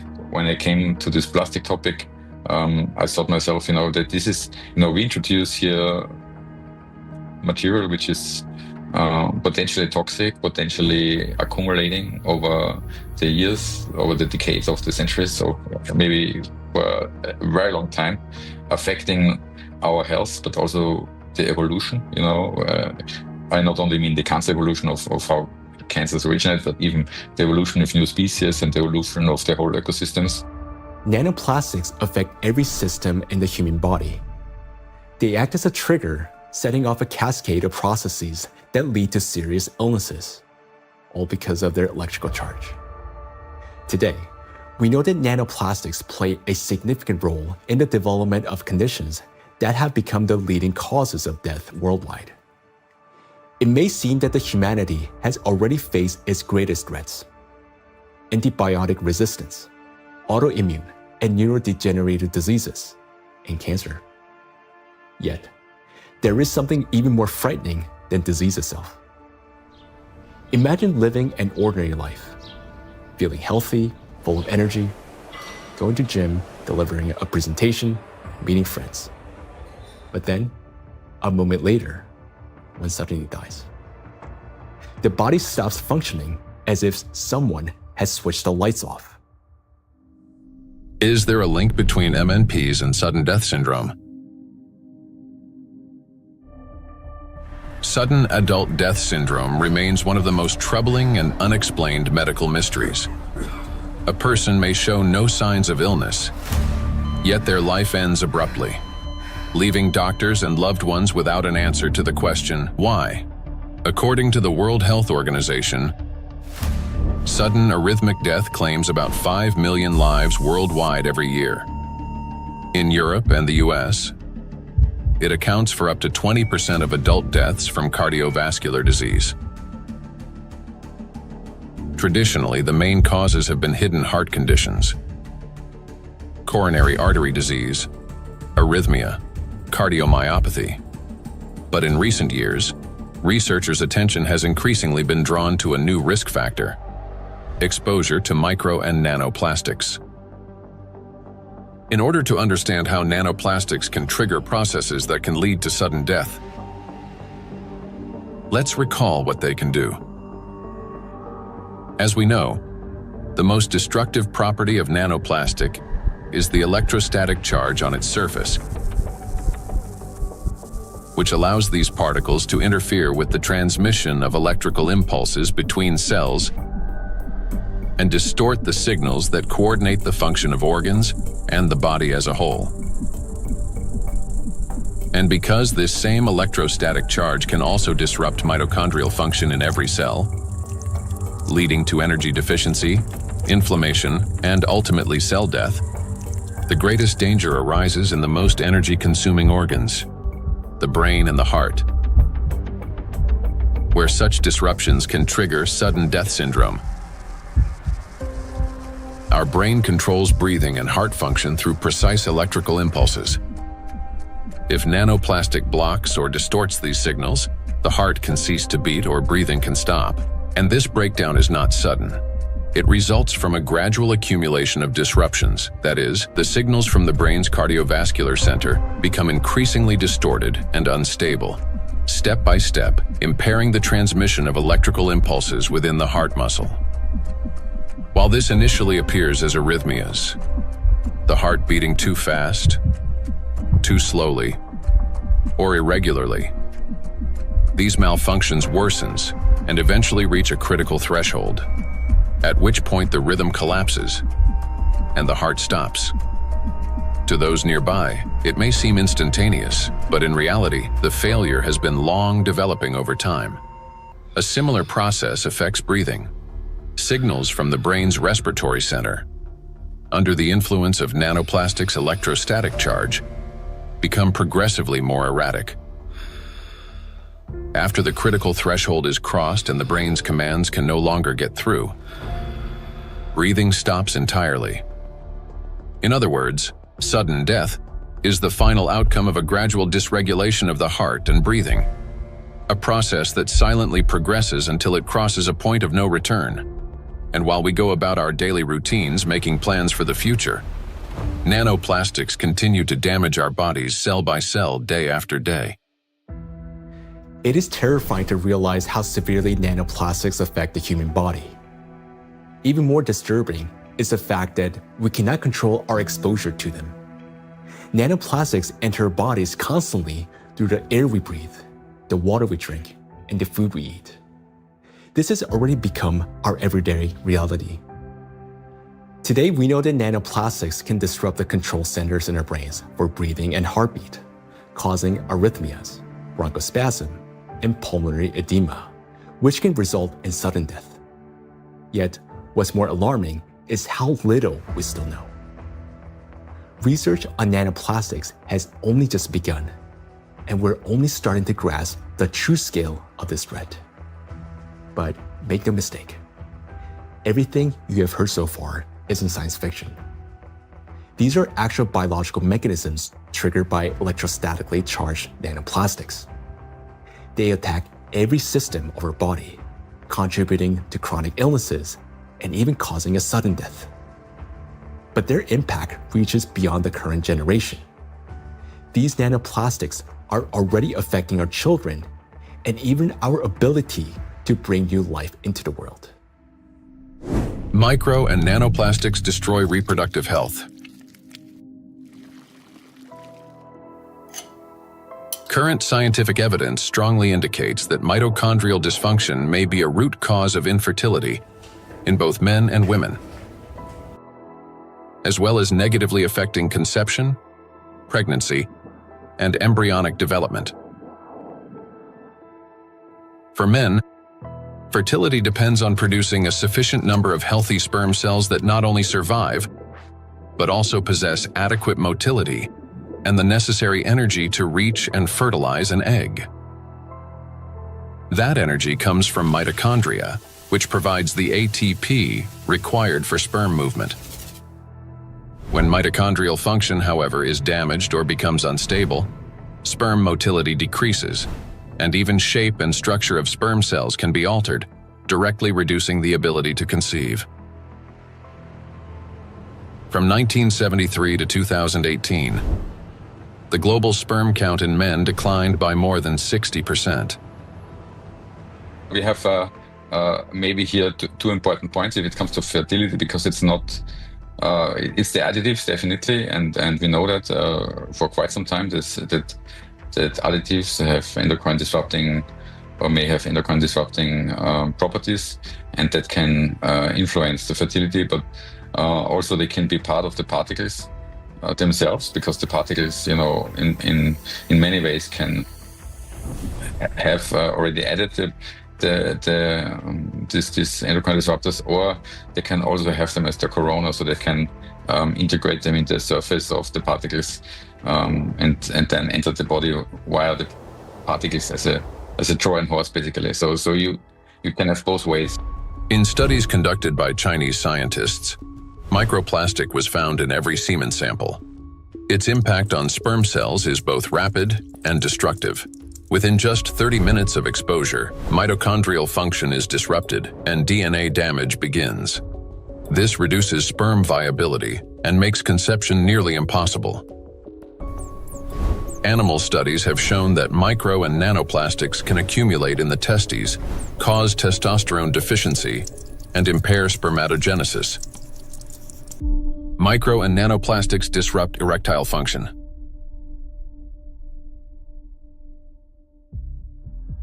Insufficient testosterone production can lead to infertility, reduced libido, erectile dysfunction, and in adolescence, delayed sexual development. Producing testosterone requires large amounts of energy in the form of ATP. Even small amounts of electrostatically charged nanoplastic entering the mitochondria can disrupt their function and decrease ATP production. This, in turn, can lower testosterone levels by 60 to 70%. Such a drop impairs blood flow in the corpora cavernosa, the structures of the penis responsible for erection. As a result, this leads to erectile dysfunction and ultimately to impotence. In addition, electrostatically charged nanoplastic interferes with nerve impulse transmission, which means that even in a state of sexual arousal, an erection does not occur. This has been confirmed by research from Anhui Medical University in China. In animals with chronic microplastic intoxication, erectile function was impaired after just 1 month. Results of a national study in Japan showed that erectile function and sexual activity are declining among the younger generation. Every third man in Japan, which is about 14 million individuals, suffers from erectile dysfunction. Moreover, young Japanese men, particularly those aged 20 to 24, exhibited decreased sexual desire, weak erections, difficulty reaching orgasm, and low levels of sexual satisfaction. In fact, the prevalence of erectile dysfunction in the 20 to 24 age group was 26.6%, which is almost equal to the 27.8% observed in men aged 50 to 54. This alarming trend is not confined to Japan only. Global research confirms that symptoms of erectile dysfunction affect up to 75% of men worldwide, showing that this condition is widespread and can impact men of any age in any region. In 1995, more than 152 million men worldwide suffered from erectile dysfunction. According to scientists' estimates, within 30 years, this number will approximately double. So think about it. If just one signal fails, the movement will not occur, a thought will not form, and an emotion will not arise. The same is true even for the most intimate aspect of human life. Everything depends on the precise coordination between neural and vascular connections. And it is this delicate connection that charged nanoplastics disrupt. Erectile dysfunction is no longer a rare condition. It has become a widespread reality, with symptoms now observed in 75% of men worldwide. Imagine jumping with a parachute that has 75% chance of not opening. Would you take that leap? That's how most of men feel today. The situation with female fertility is no less alarming. A 2025 study revealed the presence of microplastic particles in the follicular fluid of ovaries in 14 out of 18 women, with an average of more than 2,000 particles per milliliter. These data indicate that micro and nanoplastic particles can cross the blood follicle barrier. After entering the ovaries, micro and nanoplastic particles affect the egg cell and disrupt key mechanisms essential to the health of the female reproductive system. One of the most critical of these mechanisms is mitochondrial function. Each egg cell contains between 100,000 and 600,000 mitochondria, and the energy they produce is vital at every stage, from egg cell formation and maturation to fertilization, and the subsequent growth and development of embryonic tissues. Mitochondrial dysfunction caused by exposure to nanoplastics can impair egg cell maturation, reduce the likelihood of successful fertilization, and even lead to developmental arrest of the embryo. Accumulation of nanoplastics in reproductive organs can be one of the main causes of infertility. According to the World Health Organization, today, about 17.5% of adults, that is, about 1 in 6 people in the world, face infertility. Given the global spread of plastic pollution, Professor of Environmental Medicine and Reproductive Health, Dr. Shanna Swan predicts that by 2045, the world's population may become completely infertile. Micro and nanoplastics affect the emergence of life. During pregnancy, a woman's body creates ideal conditions for the growth and protection of the fetus. However, even the placenta, the body's primary barrier between mother and child, cannot stop plastic nanoparticles from crossing through. A research team led by Antonio Ragusa made a landmark discovery when they detected microplastic particles in the human placenta for the first time. Their findings showed that plastic can penetrate a place where no artificial material had ever been found before, the very environment where new life begins. I was in a wonderful place in Italy, in Sardinia, a place called Piscinas, in Sulcis, in the southwest of Sardinia, where the old mining areas are. It's a very remote, beautiful spot where there's nothing around for 6 or 7 kilometers. While I was walking, I suddenly saw these bright, colorful, sparkling things on the beach. I asked my wife, "What is this?" She looked at me a little puzzled and said, "Well, it's plastic." I said, "Plastic? How could plastic get here when there's nothing for 7 or 8 kilometers in any direction?"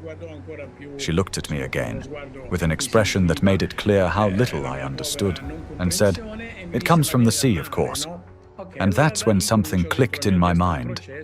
If plastic can spread through the ocean and end up in such untouched places, then it could also reach the inside of the womb, and so inside the bodies of babies.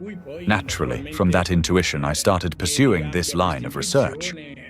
I'm a gynecologist. I help deliver babies.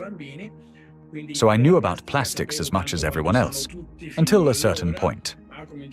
But I began reading and studying, and I reached out to some scientists who worked with microscopes. One of them was a brilliant professor working on the opposite side of Italy, in the Marsh region. She used a Raman microscope. A Raman microscope allows you to examine tissues and determine whether they have plastics inside them. Now we call it plastics, for simplicity. But of course, the term plastics covers a wide range of materials. There are dozens and dozens of different plastics. Let's say they are tiny pieces, polymers, that is, infinitely repeated tiny pieces of certain materials that we use every day, throughout the day. So we sent placentas to this professor, and she did an excellent job. She was able to locate and identify plastics inside placentas for the first time. The article we published in 2021 caused a bit of a scandal because the idea of plastics inside the placenta, inside our babies, was shocking to people. Because the plastic we find in the oceans is the same plastic we ultimately find in children. Micro and nanoplastics affect a child in the womb. Plastic triggers inflammation and disrupts blood flow in the placenta. This means the fetus receives less oxygen and fewer nutrients, increasing the risk of intrauterine growth restriction, hypoxia, and preterm birth.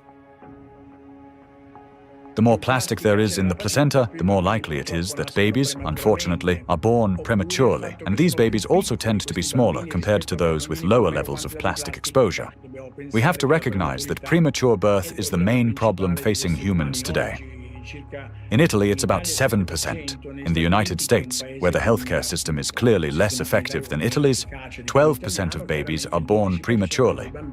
So, in this sense, an increase in this number would mean an even greater burden for humanity, biologically, for families, and for everyone involved, and of course, economically, for those who care about costs. We know that these particles can be taken up by these particles going through the placenta and then being found in the embryo, and therefore indicating that already in very early life we have an exposure also to the embryo.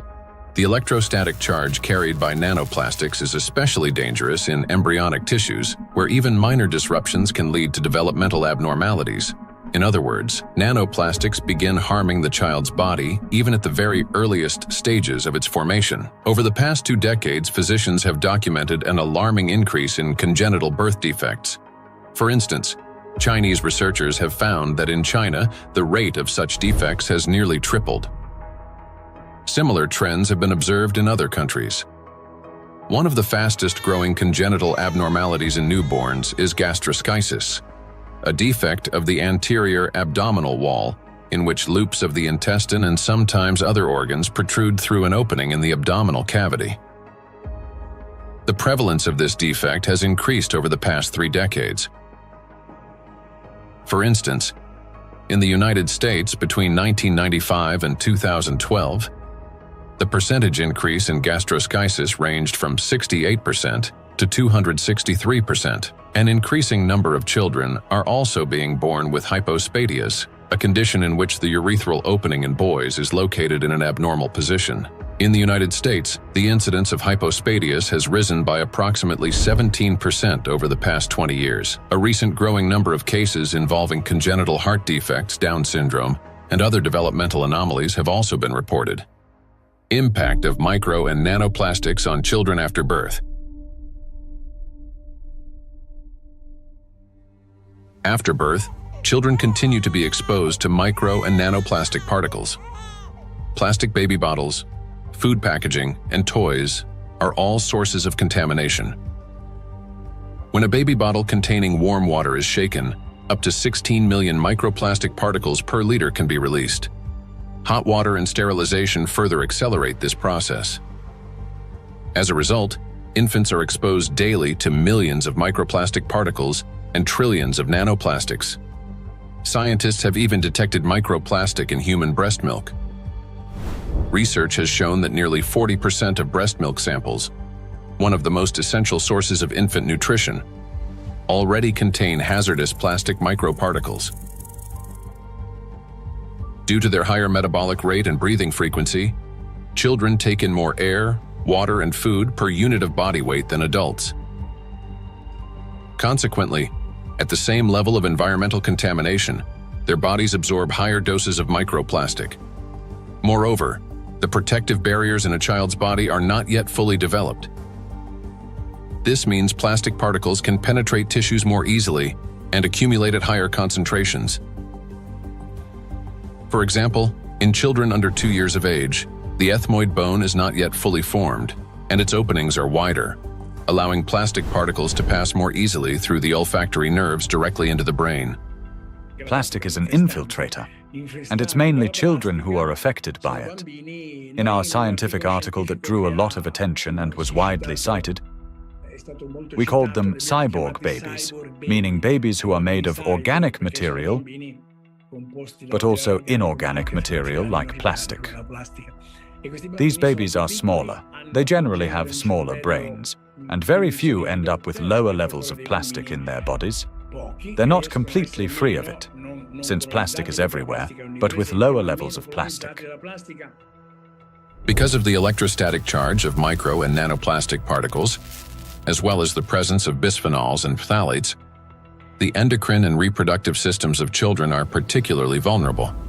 These substances interfere with the formation and development of the reproductive organs, potentially leading to infertility later in life. Given scientific projections that by 2045 humanity could face widespread infertility, children born after 2020 may have a high likelihood of being unable to conceive their own offspring. I have 2 little daughters, and for me personally, everything we have just heard is terrifying. The truth is that we still don't fully understand the catastrophic consequences of our children being exposed to micro nanoplastics. Or, as Dr. Ragusa put it, they have become cyborg children. We're only beginning to grasp the full scale of this reality. And it is truly heartbreaking to look at small children and realize that they may never be able to have children of their own. Not to mention that their lives are already at risk today. The immune system is also at risk. In early childhood, it is still learning to distinguish between friends and foes. Exposure to microplastics can disrupt this process, increasing the risk of allergies, eczema, food intolerances, and even autoimmune diseases. But it also has long-term consequences by which cell programming determines diseases that will then manifest themselves when a person reaches adulthood. That is, at 40 or 50 years of age.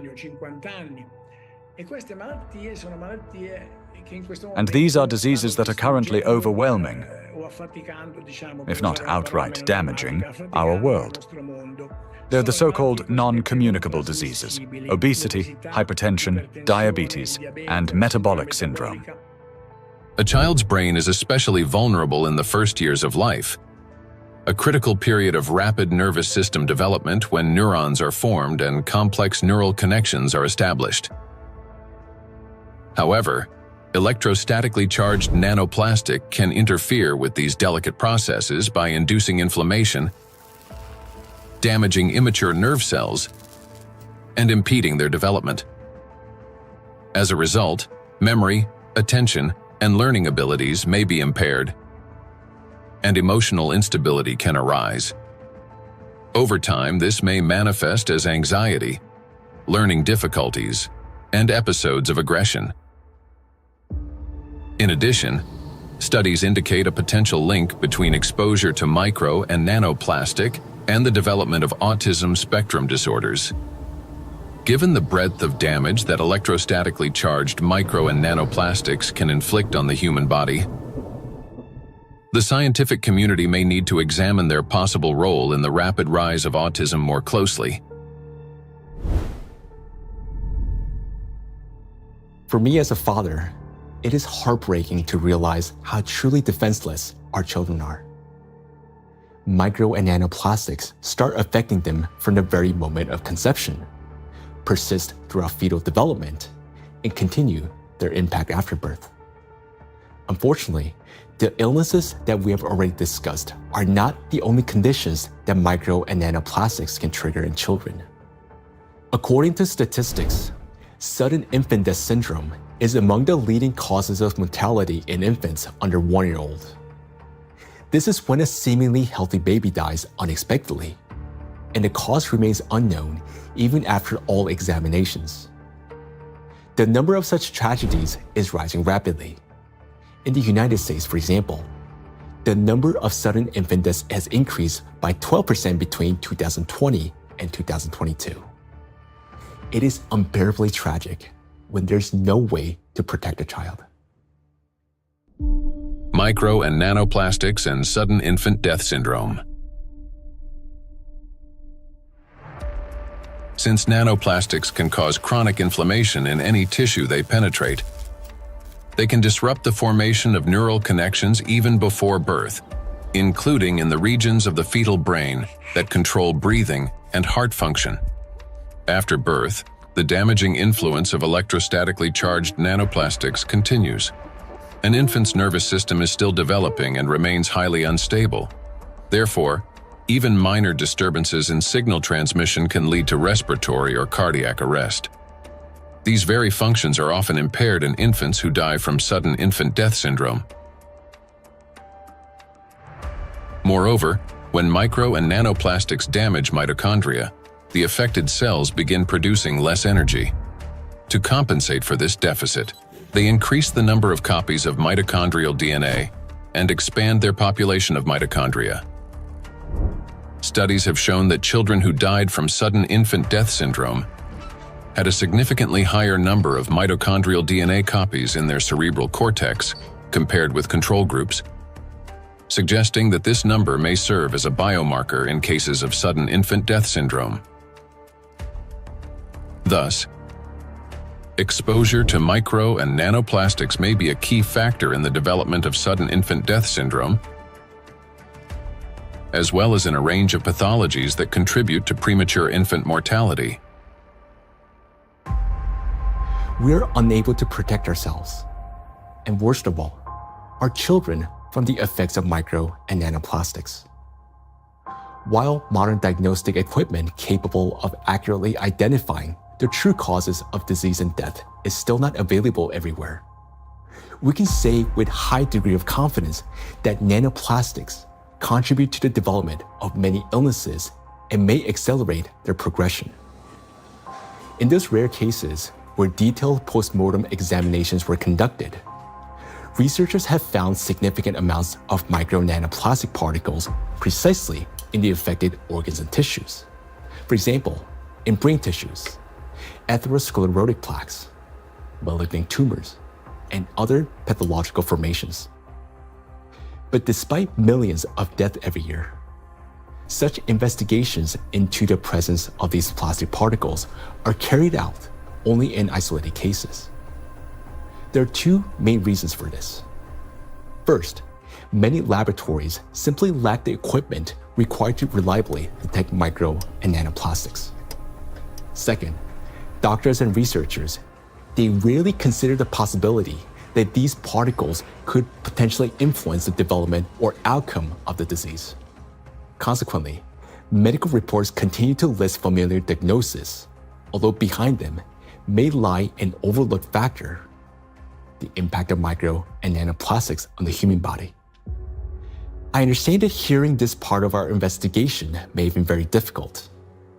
It was for me as well, believe me. But the impact of micro nanoplastics on all of us is not something we can continue to ignore. This is a crisis already underway, one that remained unnoticed for so long because the threat has been working silently within. Every day, and I'm not talking about every year or every month, but every single day, the amount of micro and nanoplastics around us continues to increase. Large plastic waste constantly breaks down into smaller particles, and these particles eventually enter our bodies through the food we eat, the water we drink, and the air we breathe. This means that with every meal, every sip of water, and every breath, huge quantities of nanoplastics enter our bodies and begin their destructive work. Their harmful effects on our cells grow in direct proportion to their concentration. And this is a scientific fact. What's even more alarming is that today, there is already so much micro nanoplastics accumulated in the ocean that it will be enough to destroy the entire biosphere, including humans, at least 3 times over. When we hear about threats of such magnitude, our instinct is to run away from them. And I understand that. It may feel like the only logical response is to eliminate plastic from our lives completely, or better yet, to take our family and move to some pristine corner of our planet. But would that really solve the problem? In fact, where could we possibly go to escape micro and nanoplastics? Finding solutions.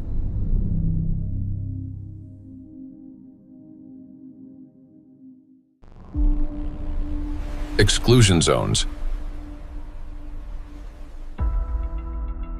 One of the essential things is the environment we live in, and plastic is one of the most important factors shaping it. Micro and nanoplastics have now infiltrated every corner of the planet, yet their distribution is far from uniform. Some regions accumulate especially high concentrations of plastic particles, and nowhere is this more pronounced than in the oceans. Each year, roughly 11 million tons of plastic waste enter the ocean. The equivalent of an Eiffel Tower made entirely of plastic plunging into the sea every 8 hours, or about 1,100 such towers annually. Initially, these towers consist of bottles, bags, fishing nets, and other plastic garbage. Over time, under the influence of sunlight, waves, and weathering, they fragment into billions of invisible killers, micro and nanoplastic particles. According to research, about 95% of small debris less than 5 millimeters in size is composed of plastics. The surface of the world's oceans is already covered with more than 350 trillion particles of microplastics, and the number continues to grow rapidly. However, the ocean depths hold countless trillions more, forming an invisible yet enormous area of contamination. And yet, that's not all. The sea breeze has become toxic. When waves break at the ocean surface, they generate countless bubbles.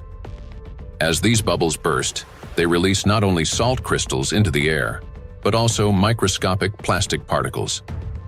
Carried by the wind, micro and nanoplastics scatter across the planet. The stronger the wind and the higher the sea foam, especially during storms, the more particles lifted into the atmosphere.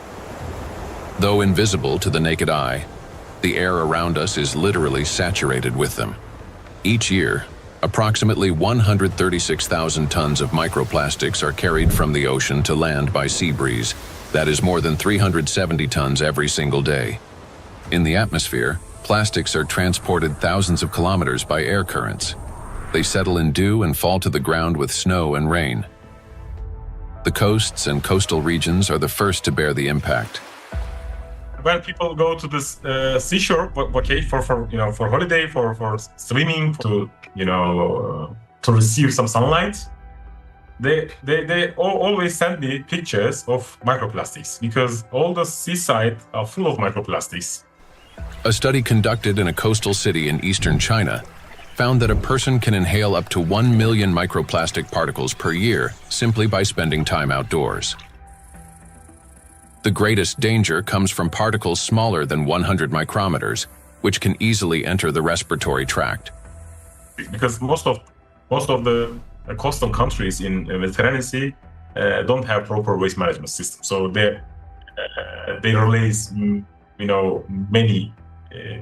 huge amount of plastic waste into the Mediterranean Sea. This is the first reason. The second reason, we have 2 rivers in this part of the Mediterranean Sea, Seyhan and Ceyhan. These 2 rivers, in 2 of the 5 most polluted rivers in the Mediterranean Sea. Recycling actually makes those 2 rivers most polluted rivers in the Mediterranean Sea. They carry more than 5,000 tons of plastic waste into Mediterranean Sea every year. It's too much. And also, the coastline in the Turkish coast has pollution like 31 kilogram per kilometer per day. Every day, 31 kilogram of plastic waste reach that coast in 1 kilometer coastline. It's too much. Just imagine, one plastic bottle is 10 gram or 15 gram. You can imagine how many plastic bottle, strand on those coastlines. Dr. Sarju Ganatra is a cardiac oncologist and director of the Cardiac Oncology Program at Lehigh Hospital and Medical Center. He leads research at the intersection of cardiovascular medicine, oncology, and environmental sustainability. According to his study, which was presented to the American Academy of Neurology, living in coastal areas is associated with an increased risk of brain and mobility disability. The reason for this is the high concentration of microplastics in the water, air, and soil of these regions. It's alarming, truly, that what we are seeing, that people living close to the coastal water with high amount of microplastic concentration in the seawater, they have higher prevalence, higher rates of various cardiovascular disease, stroke, diabetes, and other metabolic conditions, as well as cognitive mobility and self-caring disabilities and abilities to live independently essentially are less in that population. Researchers analyzed health data from residents of 218 coastal counties across the United States, comparing CDC reports with levels of environmental microplastic pollution. The findings are striking. Memory and cognitive impairments occurred 9% more often among residents of areas with high concentrations of micro and nanoplastics, compared to those in areas with low concentrations. Motor disorders were 6% more frequent. Difficulties with self-care, such as dressing or maintaining hygiene, were 16% more common. Inability to live independently, including managing finances or shopping, was 8% more frequent. In coastal regions, where the concentration of micro and nanoplastics far exceeds that found in inland, people are already paying the price, not only with their health, but with their lives. In a study led by Dr. Sarju Ganatra, scientists compared regions with high and low levels of microplastic pollution. But this raises an important question. That is, what does low level mean today? To answer this, let's look at the numbers. Dr. Ganatra defined a low level of contamination as one tiny plastic particle per 200 bathtubs filled with seawater. At first glance, that might sound negligible. But when that single particle breaks down into nanoscale fragments, the number of particles increases not by tens or hundreds, but by millions of times. Let's consider a simple calculation. Suppose the volume of one such tiny plastic particle is just 1 cubic millimeter, roughly the size of a grain of sand. Over time, it breaks down into many smaller pieces. Now, if we assume that this single microparticle disintegrates into fragments about 100 nanometers in diameter, that would generate about 1 trillion particles. And if their size decreases to 10 nanometers, the number would skyrocket to 10 to the 15th, or 1 quadrillion nanoparticles, all from a single microparticle. So what does this mean in practice? It means that even one glass of such clean water, which hardly exists anymore, would potentially contain about 5 million nanoplastic particles. And for the human body, after drinking just one glass, at least 5 million cells will be put at risk. So can this so-called low level of contamination truly be considered safe? Each of those 5 million particles entering a body can trigger inflammation, cause hypoxia, and disrupt communication between neurons. Note that these effects aren't always immediately noticeable. A mild headache, occasional fatigue, anxiety, or difficulty concentrating. All these may be early warning signs of cognitive decline, neurodegenerative diseases, disability, and ultimately, death. These symptoms are particularly evident among people who live or spend significant time near the coastal regions. And the decline in their health is an early warning sign. a reflection of a much larger crisis unfolding across the world. Do you remember Professor Gundogan saying that the coastal countries of the Mediterranean don't have an adequate waste management system? Well, according to research, the concentration of microplastics in this region is about 4 times greater than North Pacific Ocean, where, by the way, the Great Pacific Garbage Patch is located. And in addition to 5 already known invisible garbage patches, researchers have identified a 6th garbage patch hidden in the Mediterranean Sea. It's called invisible because it consists mostly of microplastics. And unlike other oceanic garbage patches, which are at least far away from the densely populated coastline, this one is surrounded by 21 countries. It's a home to nearly 500 million people.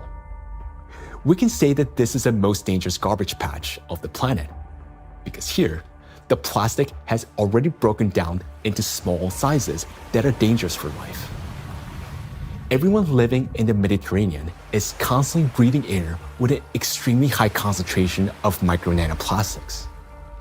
This is an extremely dangerous zone that should have been long ago been designated as an exclusion zone.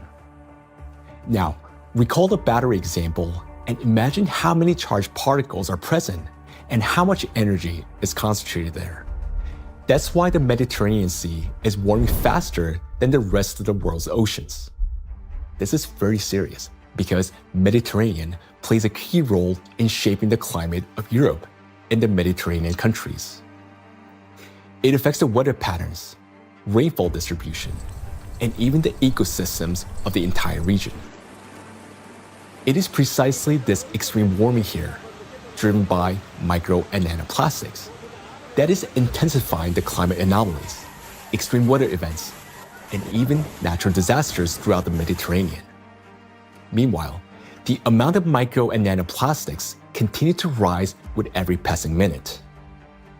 And what worries me personally is that people do not know this and continue traveling to these regions, often with their children, thinking that they're going there to rest and recharge, when in reality, they're entering a zone of extreme danger.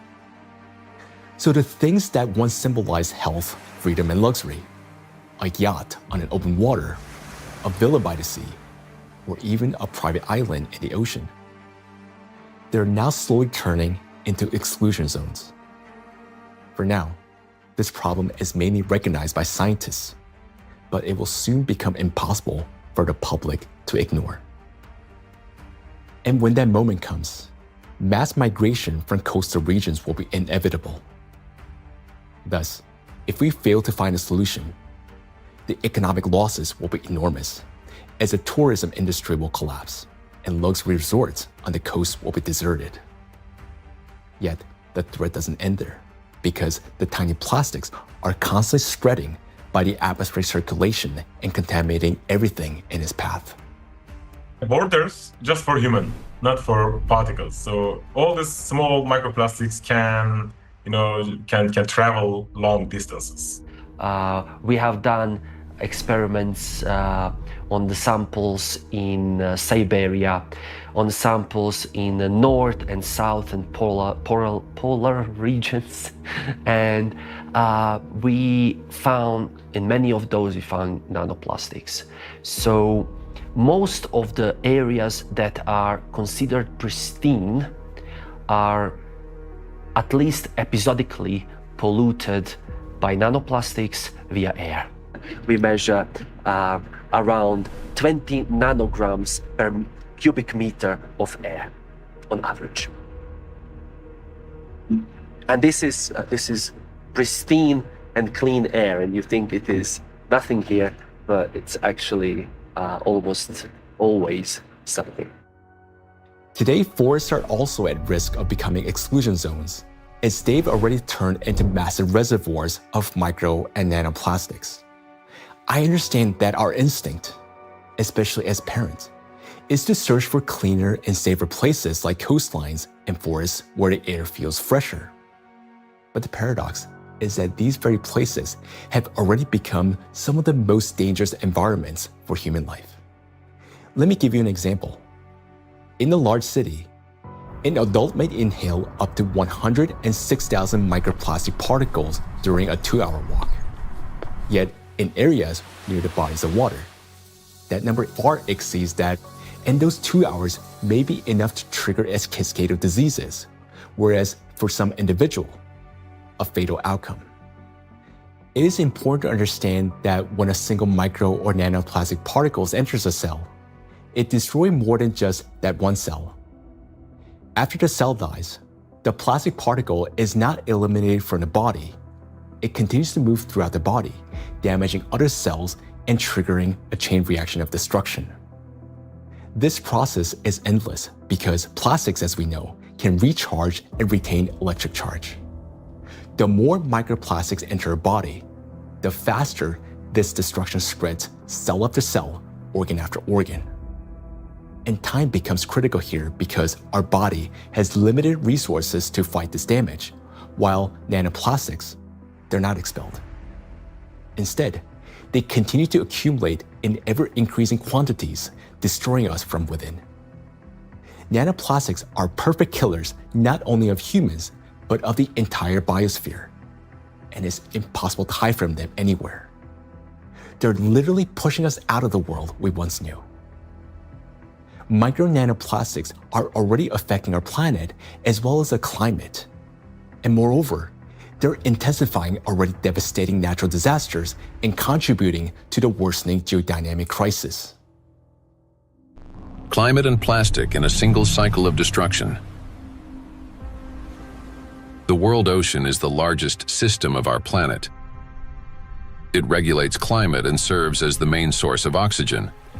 The ocean and the atmosphere form a single, interconnected climate system. Water has a remarkable ability to absorb and store immense amounts of heat, increasing its temperature only gradually. The accumulated heat is then evenly redistributed across the planet and transferred to the atmosphere. This property of the ocean to efficiently dissipate heat from the Earth's interior protects the planet from extreme temperature swings and helps stabilize the climate. But massive contamination of the oceans with micro and nanoplastics is disrupting this finely tuned mechanism. Electrostatically charged plastic particles bind water molecules, forming hydrate shells around themselves. This alters the physical and chemical properties of ocean waters. This has already reduced its thermal conductivity and created pockets of overheated zones where heat can no longer dissipate. Consequently, overall ocean warming is accelerating. This topic is explored in greater detail in the documentary Anthropogenic Factor in the Ocean's Demise. Excessive ocean heating, in turn, increases evaporation and disrupts atmospheric circulation. As a result, both the temperature and humidity of the atmosphere rise. Electrostatically charged nanoplastic particles act as condensation nuclei, causing moisture droplets to freeze at lower altitudes and at higher temperatures, 4 to 10 degrees Celsius. This accelerates cloud formation and contributes to abnormal weather events, large hail, extreme downpours, and disruptions of the hydrological cycle. Charged plastic particles are already influencing weather formation, affecting flight safety, cloud development, and even where and how the precipitation occurs. In other words, microplastic has already become a driver of climate instability. We know what particles doing in the air, they produce clouds. If we have a particle in the air, the water vapor sits on these particles and forming clouds.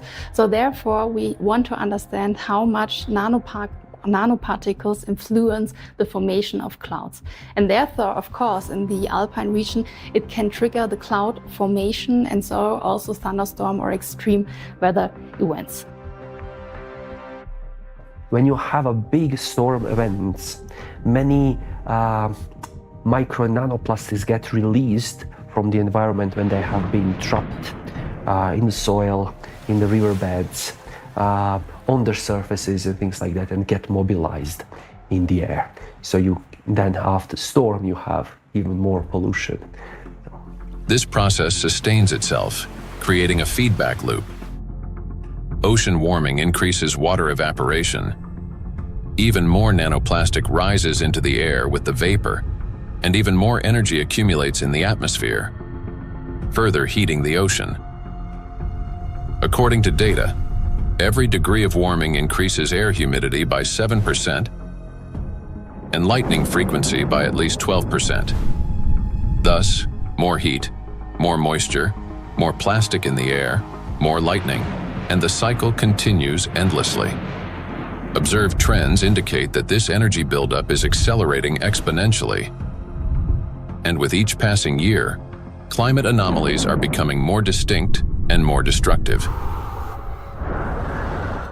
We are seeing the hottest summer in Europe after having a record-breaking summer last year. Similarly, here in the northeast of US, we are seeing record-breaking temperature. Every year for last 2-3 years, we are saying, oh, this is the hottest day. And then the next year comes and there is a new hottest day. The nighttime temperature in Southeast Asia is not dipping at all in many places and kind of trapping the heat. So our body is not getting even that relief at nighttime. There is increase in air pollution. There is increase in all sorts of chemical pollution. And so if you think about this holistically, it's a huge impact on the planetary health. And I think this is a time, this is a reminder that we are part of the planetary system. We belong to it. We are not separate from it. And until we think holistically, I think, we'll define one issue, we'll define one threshold, we'll continue to go after that, maybe even solve it scientifically. But until we think holistically and act holistically as a community, as a society, I think we are in trouble. We have reached a critical point where it's no longer possible to solve the climate crisis without simultaneously addressing the plastic pollution, and vice versa. The two are interconnected, each reinforcing the other. And as we continue to study this issue, the picture becomes even more alarming because we're now beginning to understand what is truly happening. I am. Both for myself and my family, but also for the future generations. There was a time where I thought that, the climate change is real, of course, but this is for future generations to be affected by, and I was still equally concerned. But in no time, and I would say in less than 5 to 10 years, we started from that mindset and time frame. Within 5 to 10 years, we started feeling it. Getting impacted by it in our day-to-day life. And so it's more concerning than ever before, and the timeline, which was predicted previously, has shortened exponentially. The impact we are seeing on a global climate, from ambient air to the thinning of the Arctic ice, and it's not linear model, right? I mean, the physics is gonna play out. The thinner the ice, it's gonna take much less amount of time to melt it, even the same volume, in a much shorter period of time. So I think these timelines are really concerning, and I am afraid, yes. Indeed, many signs indicate that our planet's energy balance has been disrupted, and natural processes are intensifying exponentially. Consequently, we may have less and less time to respond, and nanoplastics are playing a key role in this acceleration. In the past, excess heat from the Earth's interior was removed gradually, step by step, yet effectively. It was first partially absorbed by the oceans, and then transferred into the atmosphere, and then finally released into the space. This sequential process prevented excess energy from accumulating within the Earth's interior or the atmosphere, allowing the planet to cool and reduce the thermal load on the inner layers. But today, this natural mechanism has been disrupted. Nanoplastics no longer merely affect the climate, but they also exacerbate the geodynamic crisis and intensify natural disasters by obstructing the release of heat from our planet's interior. The role of micro nanoplastics in this process is described in detail in the report on the progression of climate catastrophes on Earth and their catastrophic consequences. So our entire planet is contaminated with micro and nanoplastics, and we have nowhere to escape to. These particles are in us, in our children, disrupting and destroying more and more cells in our bodies. This is why confronting plastic pollution is no longer optional. It is essential for our survival. The first and most obvious step may appear to be eliminating the use of plastic and recycling the waste that has already accumulated. But we must ask ourselves, will that truly be enough? The illusion of addressing plastic pollution. Even if we were to stop plastic production today, even if the last plastic bottle we discard today, it's going to last there in our oceans for at least 400 plus years. And then the journey of micro nanoplastic begins. And so we have a poster in our cafeteria where we say that, you may not see your grandkids or great-great-great-grandkids, but I will, saying the plastic bottle. And I think that's true. If we look at the scale of plastic pollution in the oceans, it becomes clear that a complete cleanup can take millennia. Today, the world ocean contains about 200 million tons of plastic waste. Meanwhile, every year, around 20,000 tons are extracted. That's less than 1/100th of 1%, a negligible fraction compared to the existing volume. At this rate, fully cleaning the ocean would take about 10,000 years. And that's only if we stopped all plastic entering the ocean starting today. Plastics are entering the environment currently at a rate that far exceeds our capacity to remove it from the environment or to mediate the wastes. Let's assume humanity achieves a technological breakthrough, invests enormous resources, and increases cleanup efficiency 5-fold. Even then, the process would still take around 2,000 years. In reality, we cannot cope even with the current annual influx of pollution, let alone eliminate the consequences of what has been accumulating for decades. Not only are we unable to remove all the plastic that has built up in the biosphere, but attempting to do so could also endanger living organisms. There are some organization initiatives, they are trying to collect the waste, accumulate that garbage patches, that locations. They are also collecting nullstone, the organisms living just the 15 centimeter of the first layer of top ocean. So those organisms, using that, those artificial material as a, hunting ground, nesting ground, feeding ground, or, they are laying egg on those plastics. So when you remove all these plastics, you also remove all those organisms.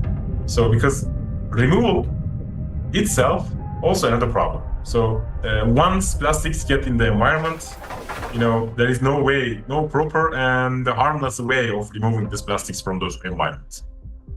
Moreover, a significant portion of plastics has already broken down into micro and nanoparticles that now lie on the seabed, drift through the water column, have entered the bodies of marine organisms, and become part of the global cycle of matter.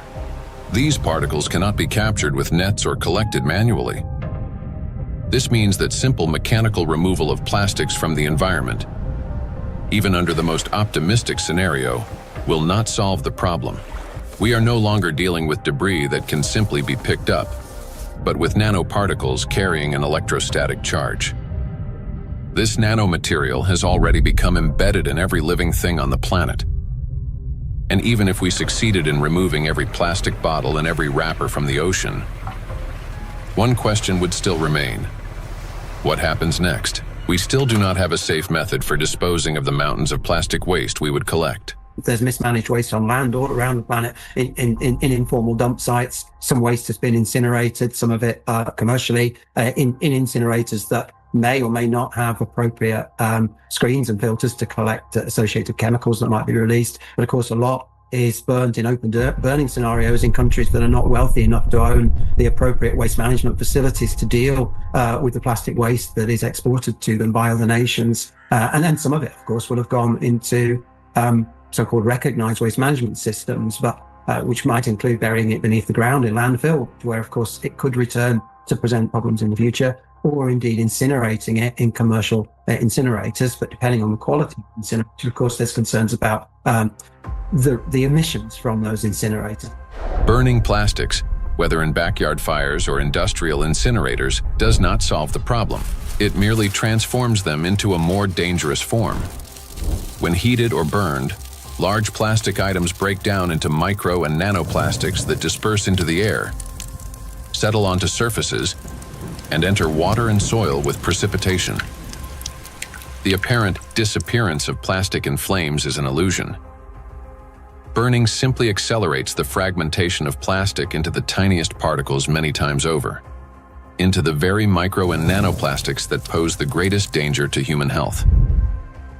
And it is precisely these electrostatically charged particles that can penetrate deep into the body, including the brain and other cells, where they trigger a wide range of diseases.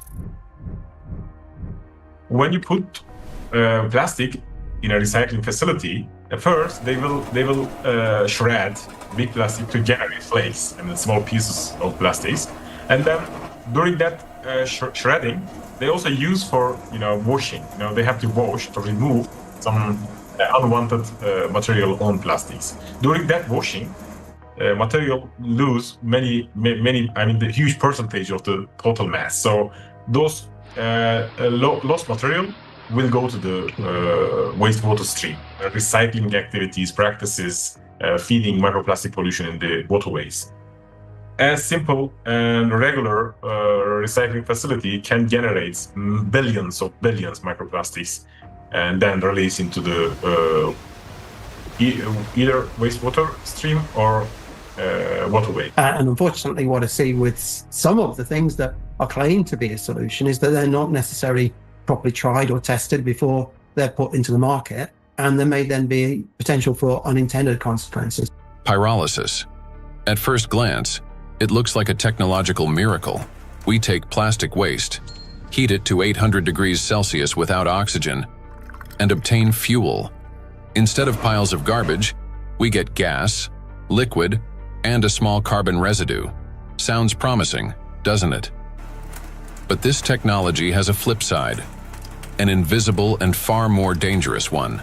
During high-temperature decomposition, plastic does not simply disappear.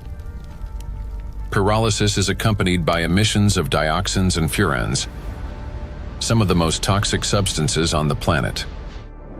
They are carcinogenic, disrupt the endocrine system, and can accumulate in human tissues. They are hazardous even at low concentrations. Even if you manage to obtain 600 liters of liquid fuel from 1 ton of plastics, the price of such fuel is a threat to human health and life. By relying on such disposal methods, we're only accelerating the transformation of plastics into an invisible, yet far more dangerous form. Let me remind you that the amount of micro and nanoplastics present in the ocean alone is already more than enough to destroy our entire biospheres, including the humankind 3 times over. Meanwhile, microplastics continue to disintegrate, generating vast amounts of nanoplastics. Recall Dr. Kenner's example. A single microplastic particle can fragment into billions of nanoparticles. And with countless microplastics already present everywhere, constantly breaking down into even smaller fragments, this process is driving the destruction of humanity and of everything around us. Today, many people have started turning this crisis into a business, inventing all sorts of methods that supposedly remove microplastic from the body. And people are willing to pay large sums for these treatments. But the real question is, do they actually work? False hope. Today, in healthcare and even in some scientific circles, there's growing discussion about alleged methods to cleanse the human body of microplastics. A variety of approaches are being promoted, including plasmapheresis, hemosorption, mechanical filtration devices, dietary adsorbents, and so-called natural supplements claiming to detoxify the body. At first glance, it all sounds reasonable. If there's something toxic in the body, it should be removed. But the truth is that these methods don't actually solve the problem. I don't think any scientifically proven techniques exist to filter out the micro nanoplastic from the blood. It gets deposited in the organs themselves, which is not really something you can filter out by sending the blood to some filtration machine. Nanoplastics have already penetrated inside human cells. They are not just circulating in the bloodstream like an unwelcome guest you can simply escort out. They have become part of the body's internal environment. Yes, we can cleanse the blood with sorbents or filter plasma. But how effective can such procedures truly be? We started this plastic production and the usage of these materials, which have a lot of, positive effects. That we in the hospital, I just, when I look around in my, daily work environment, I guess that 80% of everything I touch in the hospital is of plastic, starting with my gloves. And probably 80-90% of the machine itself is made of the plastic. And that's a very important point for healthcare. What's more, the very solutions used for blood purification procedures also contain plastics. When you get sick, you are going to a hospital, you probably will go to the hospital for treatment, and then they will give you some solutions, some infusions, like they will put something inside your vein, and then they transfer some liquid from plastic package to your blood system. So those intravenous solutions has at least 62 microplastic particles per liter. So this is direct transfer exposure microplastic to human system, blood system. So we end up with a paradox. We are using plastics to try to eliminate the consequences of plastics. Such procedures may indeed reduce the overall toxic load, but they don't address the core issue. They don't extract plastic from cells, don't neutralize its electrostatic charge, don't restore disrupted signaling pathways, and don't protect the brain, immune system, or mitochondria. An individual has every right to try such methods. It is their personal choice, but it's important not to harbor illusions. Those procedures will not restore lost health. Moreover, plastic isn't just a material used for packaging and household goods. It is the backbone of modern industry, healthcare, transportation, electronics, construction, and even space technology. It's the second most common material on Earth after concrete, so it's extremely widespread. I think going forward, it's going to be really important that we retain the important uses of plastic, because plastics are not here the enemy. It's not a treaty about not producing plastics. It's a treaty about ending plastic pollution, not ending the production of plastics. And plastics have the potential to bring clear societal benefit. That is why the main goal today isn't to stop plastic production, but to find ways to reduce the impact of micro and nanoplastics on human health and the environment.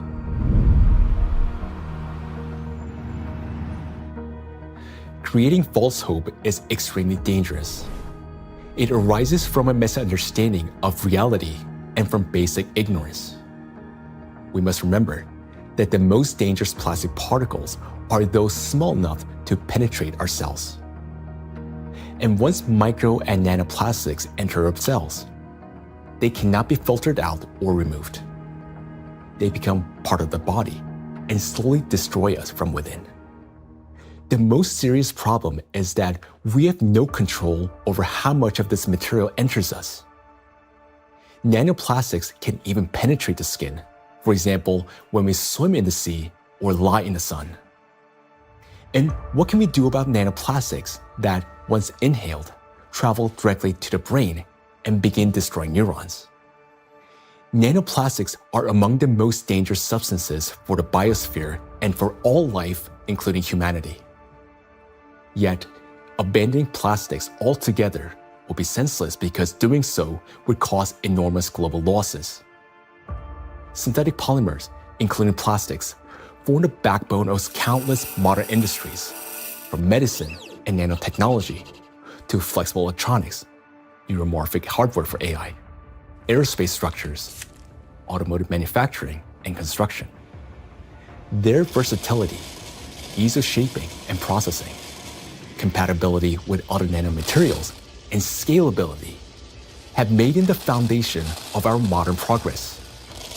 The solution, therefore, is not to eliminate plastics, but to ensure that they no longer threaten life.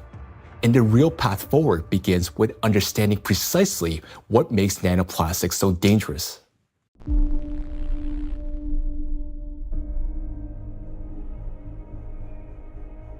Now, we already know that electrostatic charge is the basis for their destructive power.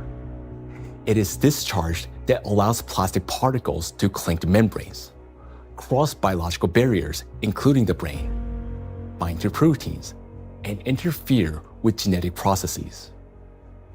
The charge transforms plastic from something inert into a tiny, yet powerful destructive force within the biosphere and humankind.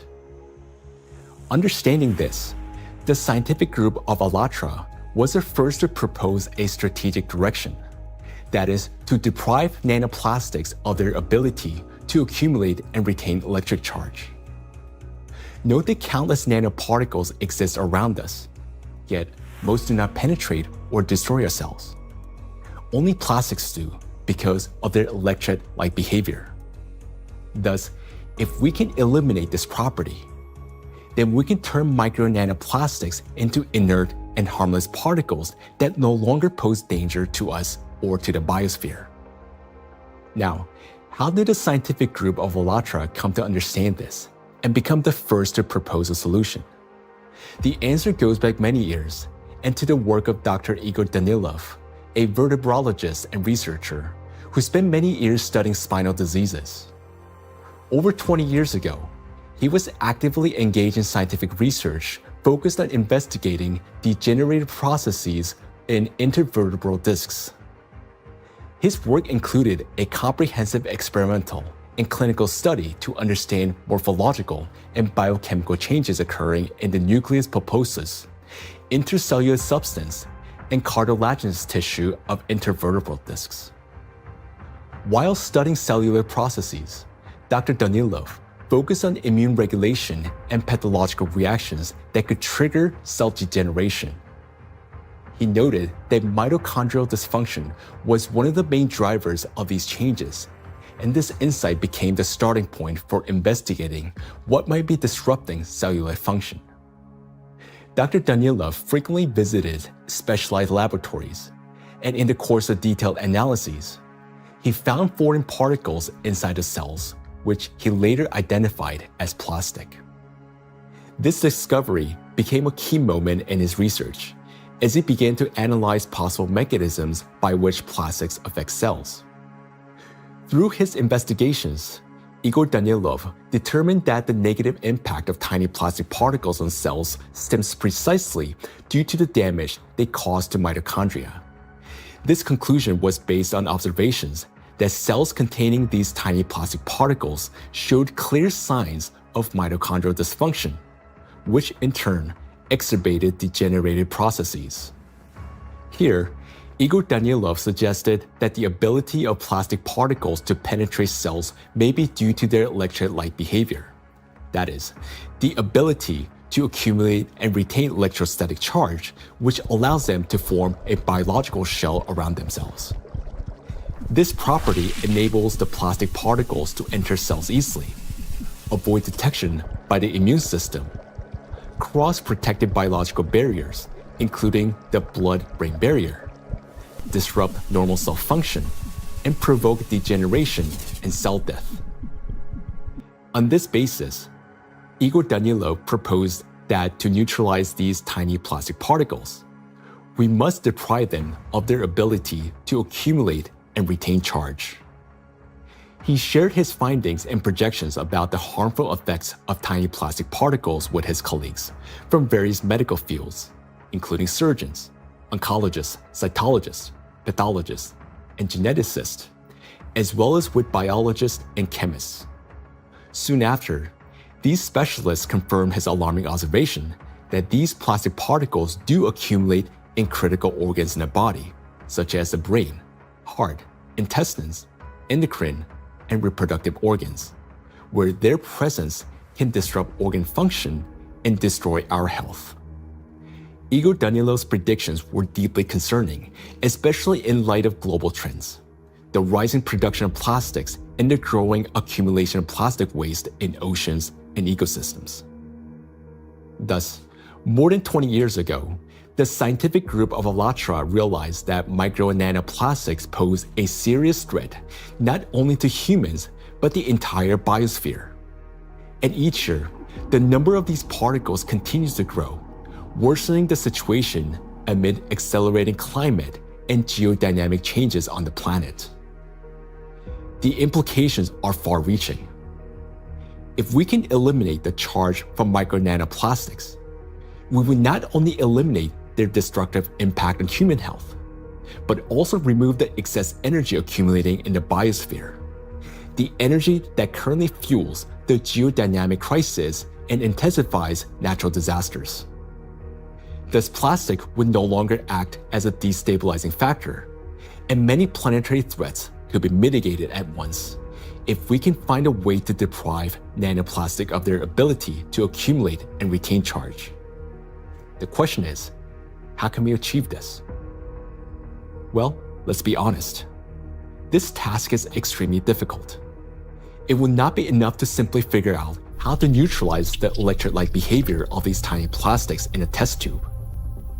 We must learn how to achieve this for every micro and nanoplastic particles already present in the biosphere, including those inside the human body, and do so without harming people or nature.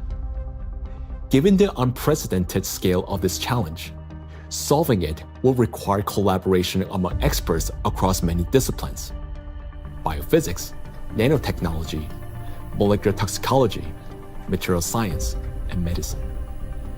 Plastic pollution is not a narrow environmental issue.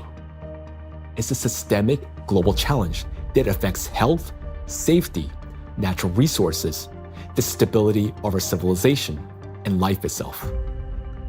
20 years ago, the scientific group of ALLATRA already recognized the danger of micro and nanoplastics and identified the underlying principle of how they could be neutralized. But to this day, we haven't found a way to achieve it. That is why ALLATRA calls for unification of the world's scientific potential, a message that is unfortunately often misunderstood. Uniting scientists doesn't mean locking them all in one giant laboratory until they find a solution. Rather, it means fostering open international collaboration where experts from different fields freely share knowledge and work together toward a common goal. It's about aligning research methods, promoting open data exchange, developing compatible monitoring tools, and making coordinated policy decisions. The scientific community has already proven that such collaboration is possible when humanity unites around a common goal. Consider the Human Genome Project. Hundreds of institutions across dozens of countries, operating under unified data standards, achieved a breakthrough that transformed the course of science and medicine. In the same way, addressing the plastic crisis will require global cooperation, a collective effort to protect both ourselves and our planet. The ALLATRA International Public Movement actively supports the initiative of Pope Francis, Laudato Si', which seeks to raise the awareness of the importance of protecting our common home, the planet Earth. It is very important to emphasize that Laudato Si' is far more than just a call to care for nature. It is a practical and scientifically grounded guide, a roadmap for transforming our world and creating a better world for future generations. The encyclical provides a clear direction toward a sustainable future, uniting ecology, climate justice, and humanity's shared responsibility for protecting our common home. The ALLATRA movement, fully embracing these principles, views Laudato Si' as a powerful catalyst for global cooperation in addressing environmental and social challenges, and preserving the delicate balance of our planet. Cardinal Peter Turkson, the Chancellor of the Pontifical Academy of Sciences, is widely recognized for his dedicated work in ecology and social justice. Thanks to his educational efforts and tireless advocacy, the encyclical is widely disseminated worldwide as a practical guide for safeguarding our planet. It is a great honor for us to introduce Cardinal Peter Turkson, who will speak about the efforts being made to promote the encyclical Laudato Si and to put its principles into practice. So, question is, how can we get Laudato Si to be widely read? Of course, it's a book that is there. I have presented it at the United Nations. I have presented it at UNESCO in Paris. I presented it at Davos World Economic Forum. So I've talked about Laudato Si in several environments. I've also had a chance to present it even in university groups. Ohio State was the first group that wanted to hear about Laudato Si. And since then, I've been in Dayton, I've been in San Diego. And therefore, to get Laudato Si well known, we decided to create what we call Laudato Si Action Platform, which identified, in fact, 7 actors of Laudato Si. So churches means churches, mosques, synagogue, all places of worship, places of studies, basic university type of studies, educational centers, offices and factories. So we identified these 7 groups and say, okay, follow a team for 7 years and see what you get.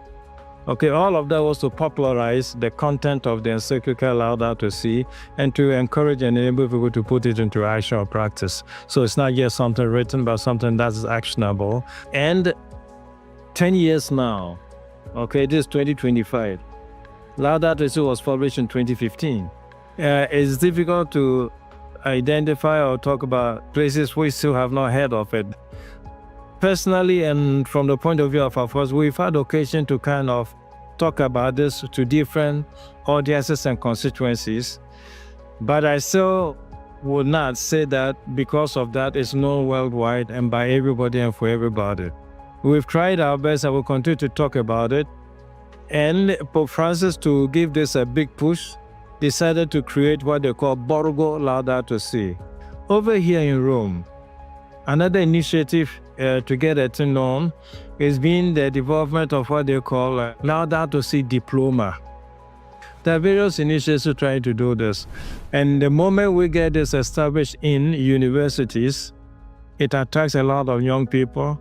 And so, it becomes an occasion to spread knowledge of Laudato Si words. For its scientific and social contribution to the protection of our planet, ALLATRA received the blessing of His Holiness, Pope Francis. This spiritual encouragement to continue working toward the preservation of our planet greatly inspired the participants of ALLATRA and motivate them to pursue a deeper research into the problem of nanoplastics, a growing threat to all humanity and its future. This effort resulted in the publication of the scientific report, Nanoplastic in the Biosphere, from Molecular Impact to Planetary Crisis. And this was presented for the first time in May 2025 at the International Conference of the Centesimus Annus Pro Pontifex Foundation in the Vatican by the President of ALLATRA, Marina Ovtsunova. This documentary is based in part on that scientific report. Such fundamental study into the threat of nanoplastics became possible through the international cooperation between the scientific group of ALLATRA and the Bolivian Catholic University, San Pablo.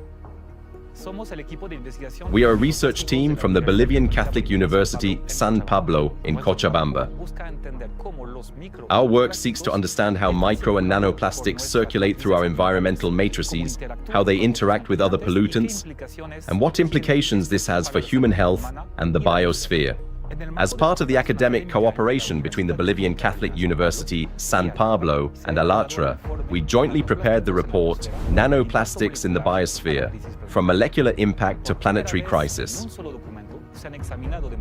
For the first time, a single document brings together comprehensive data on how micro and nanoplastics spread through the biosphere, enter food chains, and harm human health and ecosystems.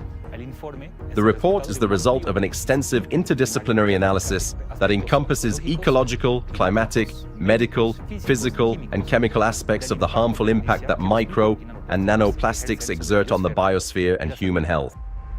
The global threats facing humanity require united international action. And today, we have a clear direction. Thanks to the scientific group of ALLATRA, we not only recognize a problem, but understand its underlying physical nature, the electric charge that gives nanoplastics their destructive power. By addressing this cause, that is, by removing that charge and disarming the killer, we can give the biosphere and ourselves a chance to prevail. So we must use the time we still have. And this is not an exaggeration. Our cognitive abilities are rapidly declining, and this is serious. It is a result of nanoplastics accumulating in our brains. You may already notice it in yourself and those close to you. Unless we act, it will only worsen year after year. And now, you will learn why. The age of intellectual extinction. Throughout the 20th century, scientists observed a trend. Since 1932, IQ scores had been steadily rising. This phenomenon became known as the Flynn effect. However, among generations born after the 1970s, the rise in IQ has reversed to a gradual decline.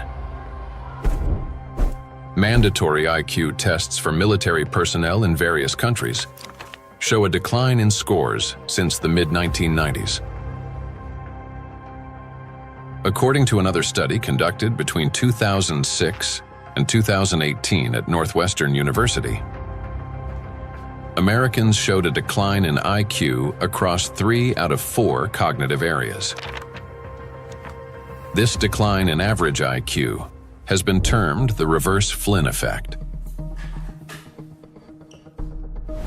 In 2025, the scores of U.S. high school students on major math and reading tests dropped to the lowest levels ever recorded.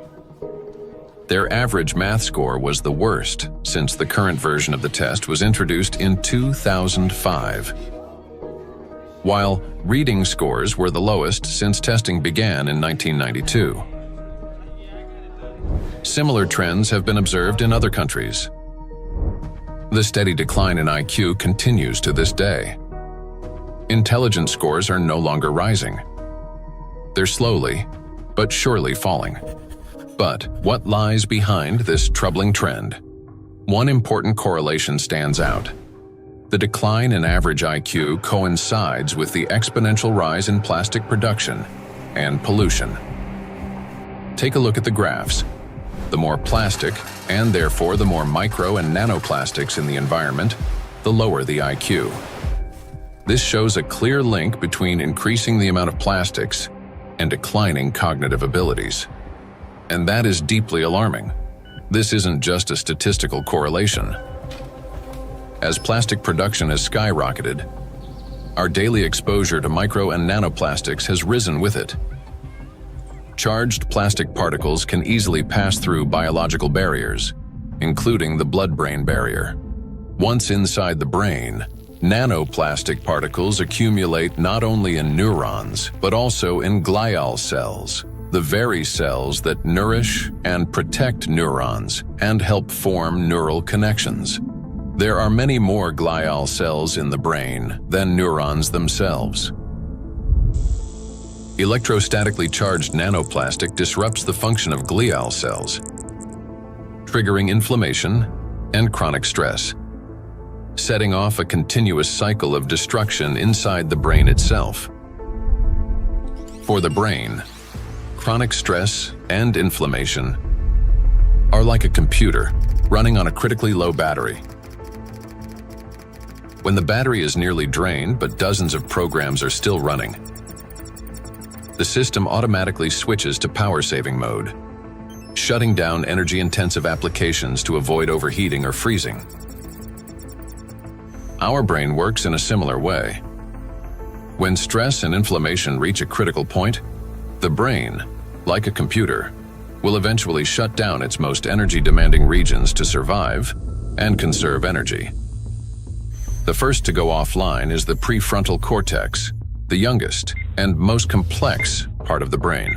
It's considered the control center, responsible for such essential functions as intelligence, behavioral regulation, and the ability to think logically, consistently, and rationally by comparing facts and drawing conclusions. The most dangerous part is that the shutdown of the prefrontal cortex happens silently, without our awareness, and we won't even realize it. The brain will switch to its basic survival programs. The ancient rapid response system, the limbic system, takes over. Its key structures, the amygdala and hypothalamus, trigger the fight, flight, or freeze reaction, fast, impulsive, and without time for reflection. These systems will still stay active for a while because the brain identifies them as critical for survival. As a result, rational decision-making gives way to panic. Creativity and intelligence are replaced by degradation and dullness. Empathy fades, replaced by indifference or aggression. Electrostatically charged plastic particles that enter the brain interact with neuronal membranes, activating microglia, and continuously fueling oxidative stress and chronic inflammation. Prolonged stress literally reshapes the brain. In the prefrontal cortex, the center of analysis and control, neural connections weaken and disintegrate. Similar changes occur in the hippocampus, the region responsible for memory and learning. Neural connections fade away, and the hippocampus deteriorates.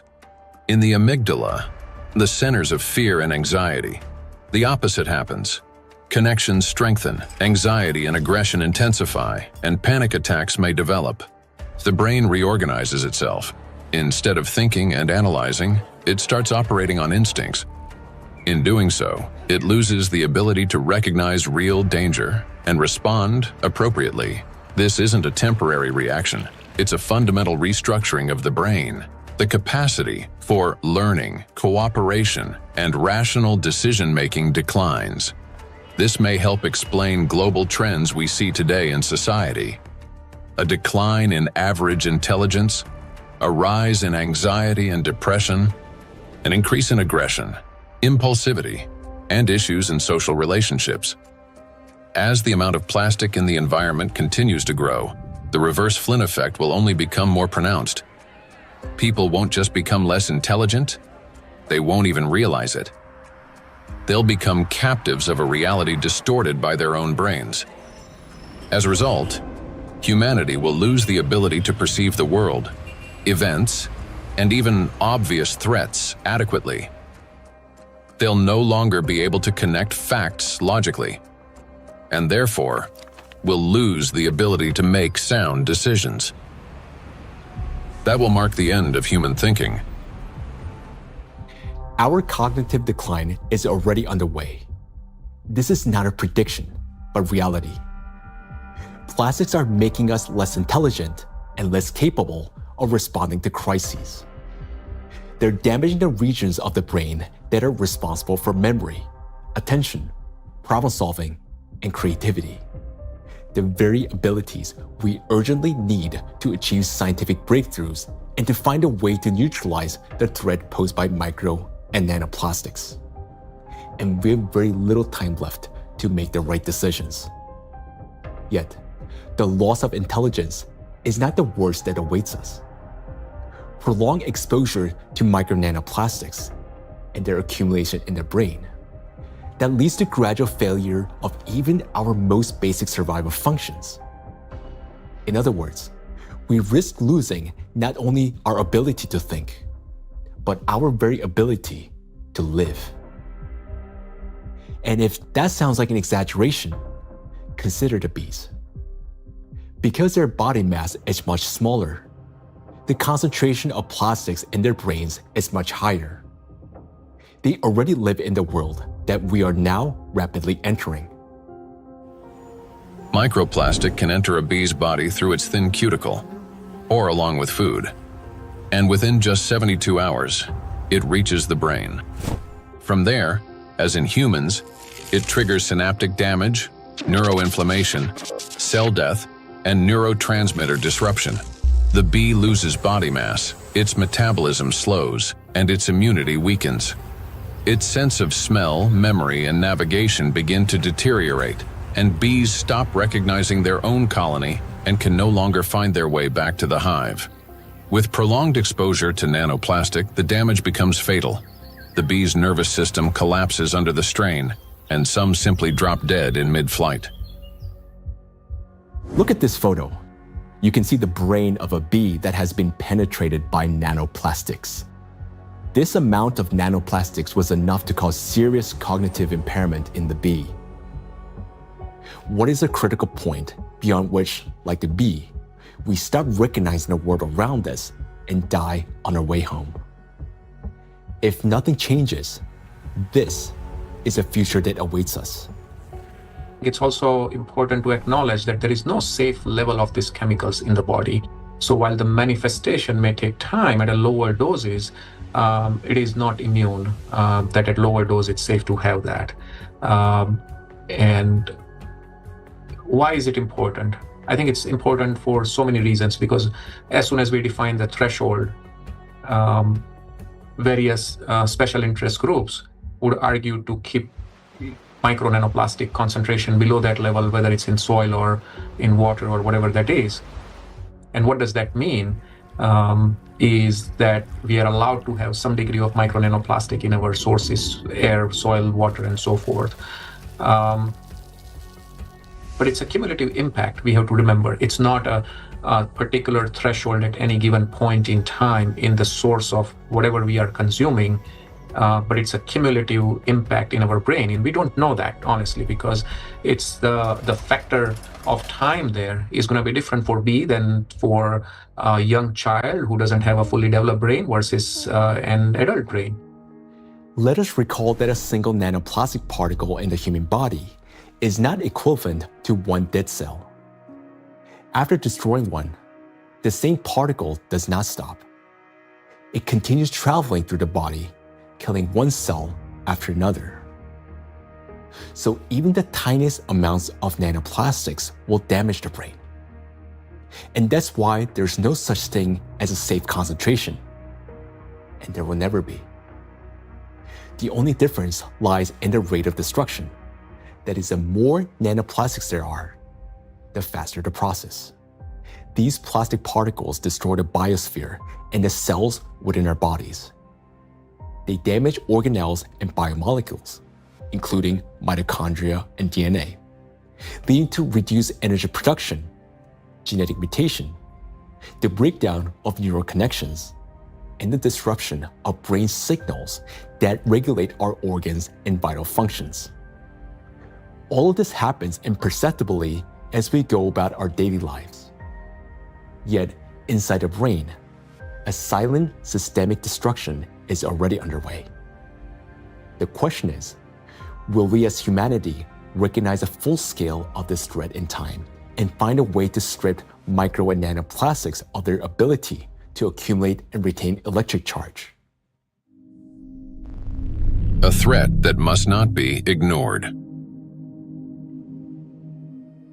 The more I've learned about nanoplastics and how widespread they are and their harmful biologic effects, the more I am really, really concerned about just exactly what's going on, how much it's going to affect now us and future generations, and it's very sobering. And I think it's very important that people need to understand that it's maybe not the big, plastic part which is out there somewhere, but it's the breakdown of those particles, even smaller, of these products, in all the time smaller particles, which is then the big danger for us, and that is, I think, something which needs to go into the head of people, because then and in their minds, so they understand that this is might be an avalanche which just comes down the road, but it will come. Or might come, if we don't do anything about it. So that's my point here. So we can't just leave it like that, The most frightening aspect is that nanoplastics interfere with the most fundamental processes of life.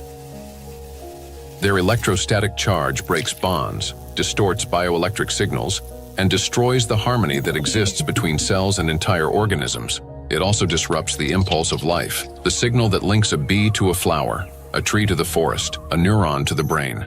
It silences rhythms that have resonated in unison for centuries. This is a threat that cannot wait. It must be confronted now. It is a matter of survival. We can do as much, research and scientific community does whatever it does, but until this alarm goes to the public, nothing will change, right? It's not a science problem anymore. Science has clearly shown what it wanted to show. Maybe there will be 10 more studies in the next few years, right? And then what, right? Until we change, and this change is based on the public opinion. I want to leave something which is, our legacy should be habitable by our future generations. And that's the pure purpose we all have in common. If we can connect to our own health, I think that is way more powerful and more appealing for all of us to collectively act on this together. I think that's a very important point. And I think at a societal level, we all have to incorporate the other dimension beyond, in our balance sheets, beyond the dollars and pounds and euros and rupees, right, is the health, the impact on the health. And I think that has to be a part of the balance sheet, because what are we making money for if we can't survive or have a good quality of life? Then everything else is worthless for us and for the future generations. I think maybe a reason why I do that, to just show by example that we need to do that. It's my big, hope that I can contribute to a solution, and also to people thinking about it, talking about it, and acting accordingly to make this world a better place, and not just always a worse place for the future, especially for the next generations and for my son and for families, and of course all over the world to take care. And I'm trying to contribute the awareness of people, to explain, to show them the risks, and to make them understand the problem, the real extent of problem, to put them into action. So I just want to say one last word, that we only have one planet, and this planet is not single use, so we should consider this. For too long, we have lived under the comforting illusion that there's still time, that humanity will always have a chance to recognize, understand, and respond. But that time has passed already. Our greatest challenge now is to find a solution before we cross the point of no return, while we still have both our intellect and the little time that remains. But for this to happen, all of humanity must first grasp the true scale of what is unfolding. Only then will we be able to direct our full scientific potential and resources toward finding a solution. As we have seen already, no single individual, organization, or nation alone can solve such a complex problem. The scientific community of ALLATRA has been searching for the solution for 2 decades. And although it hasn't been found yet, we know it exists. It's achievable, and finding it is essential for survival. Through years of research, we have come to clear understanding that the efforts of the entire global community must be united, and urgently. The challenge before us is enormous: to find a way to strip micro and nanoplastics of their ability to accumulate and retain electric charge across the entire biosphere, not just in a test tube or single organism. And to do so without harming humanity, the planet, or disrupting the Earth's magnetic field. Today, micro nanoplastics are present in every human being, including newborns taking their very first breath. In fact, unborn children developing in the womb are already exposed to these tiny particles, and even human eggs and semen are now contaminated and impacted by nanoplastics.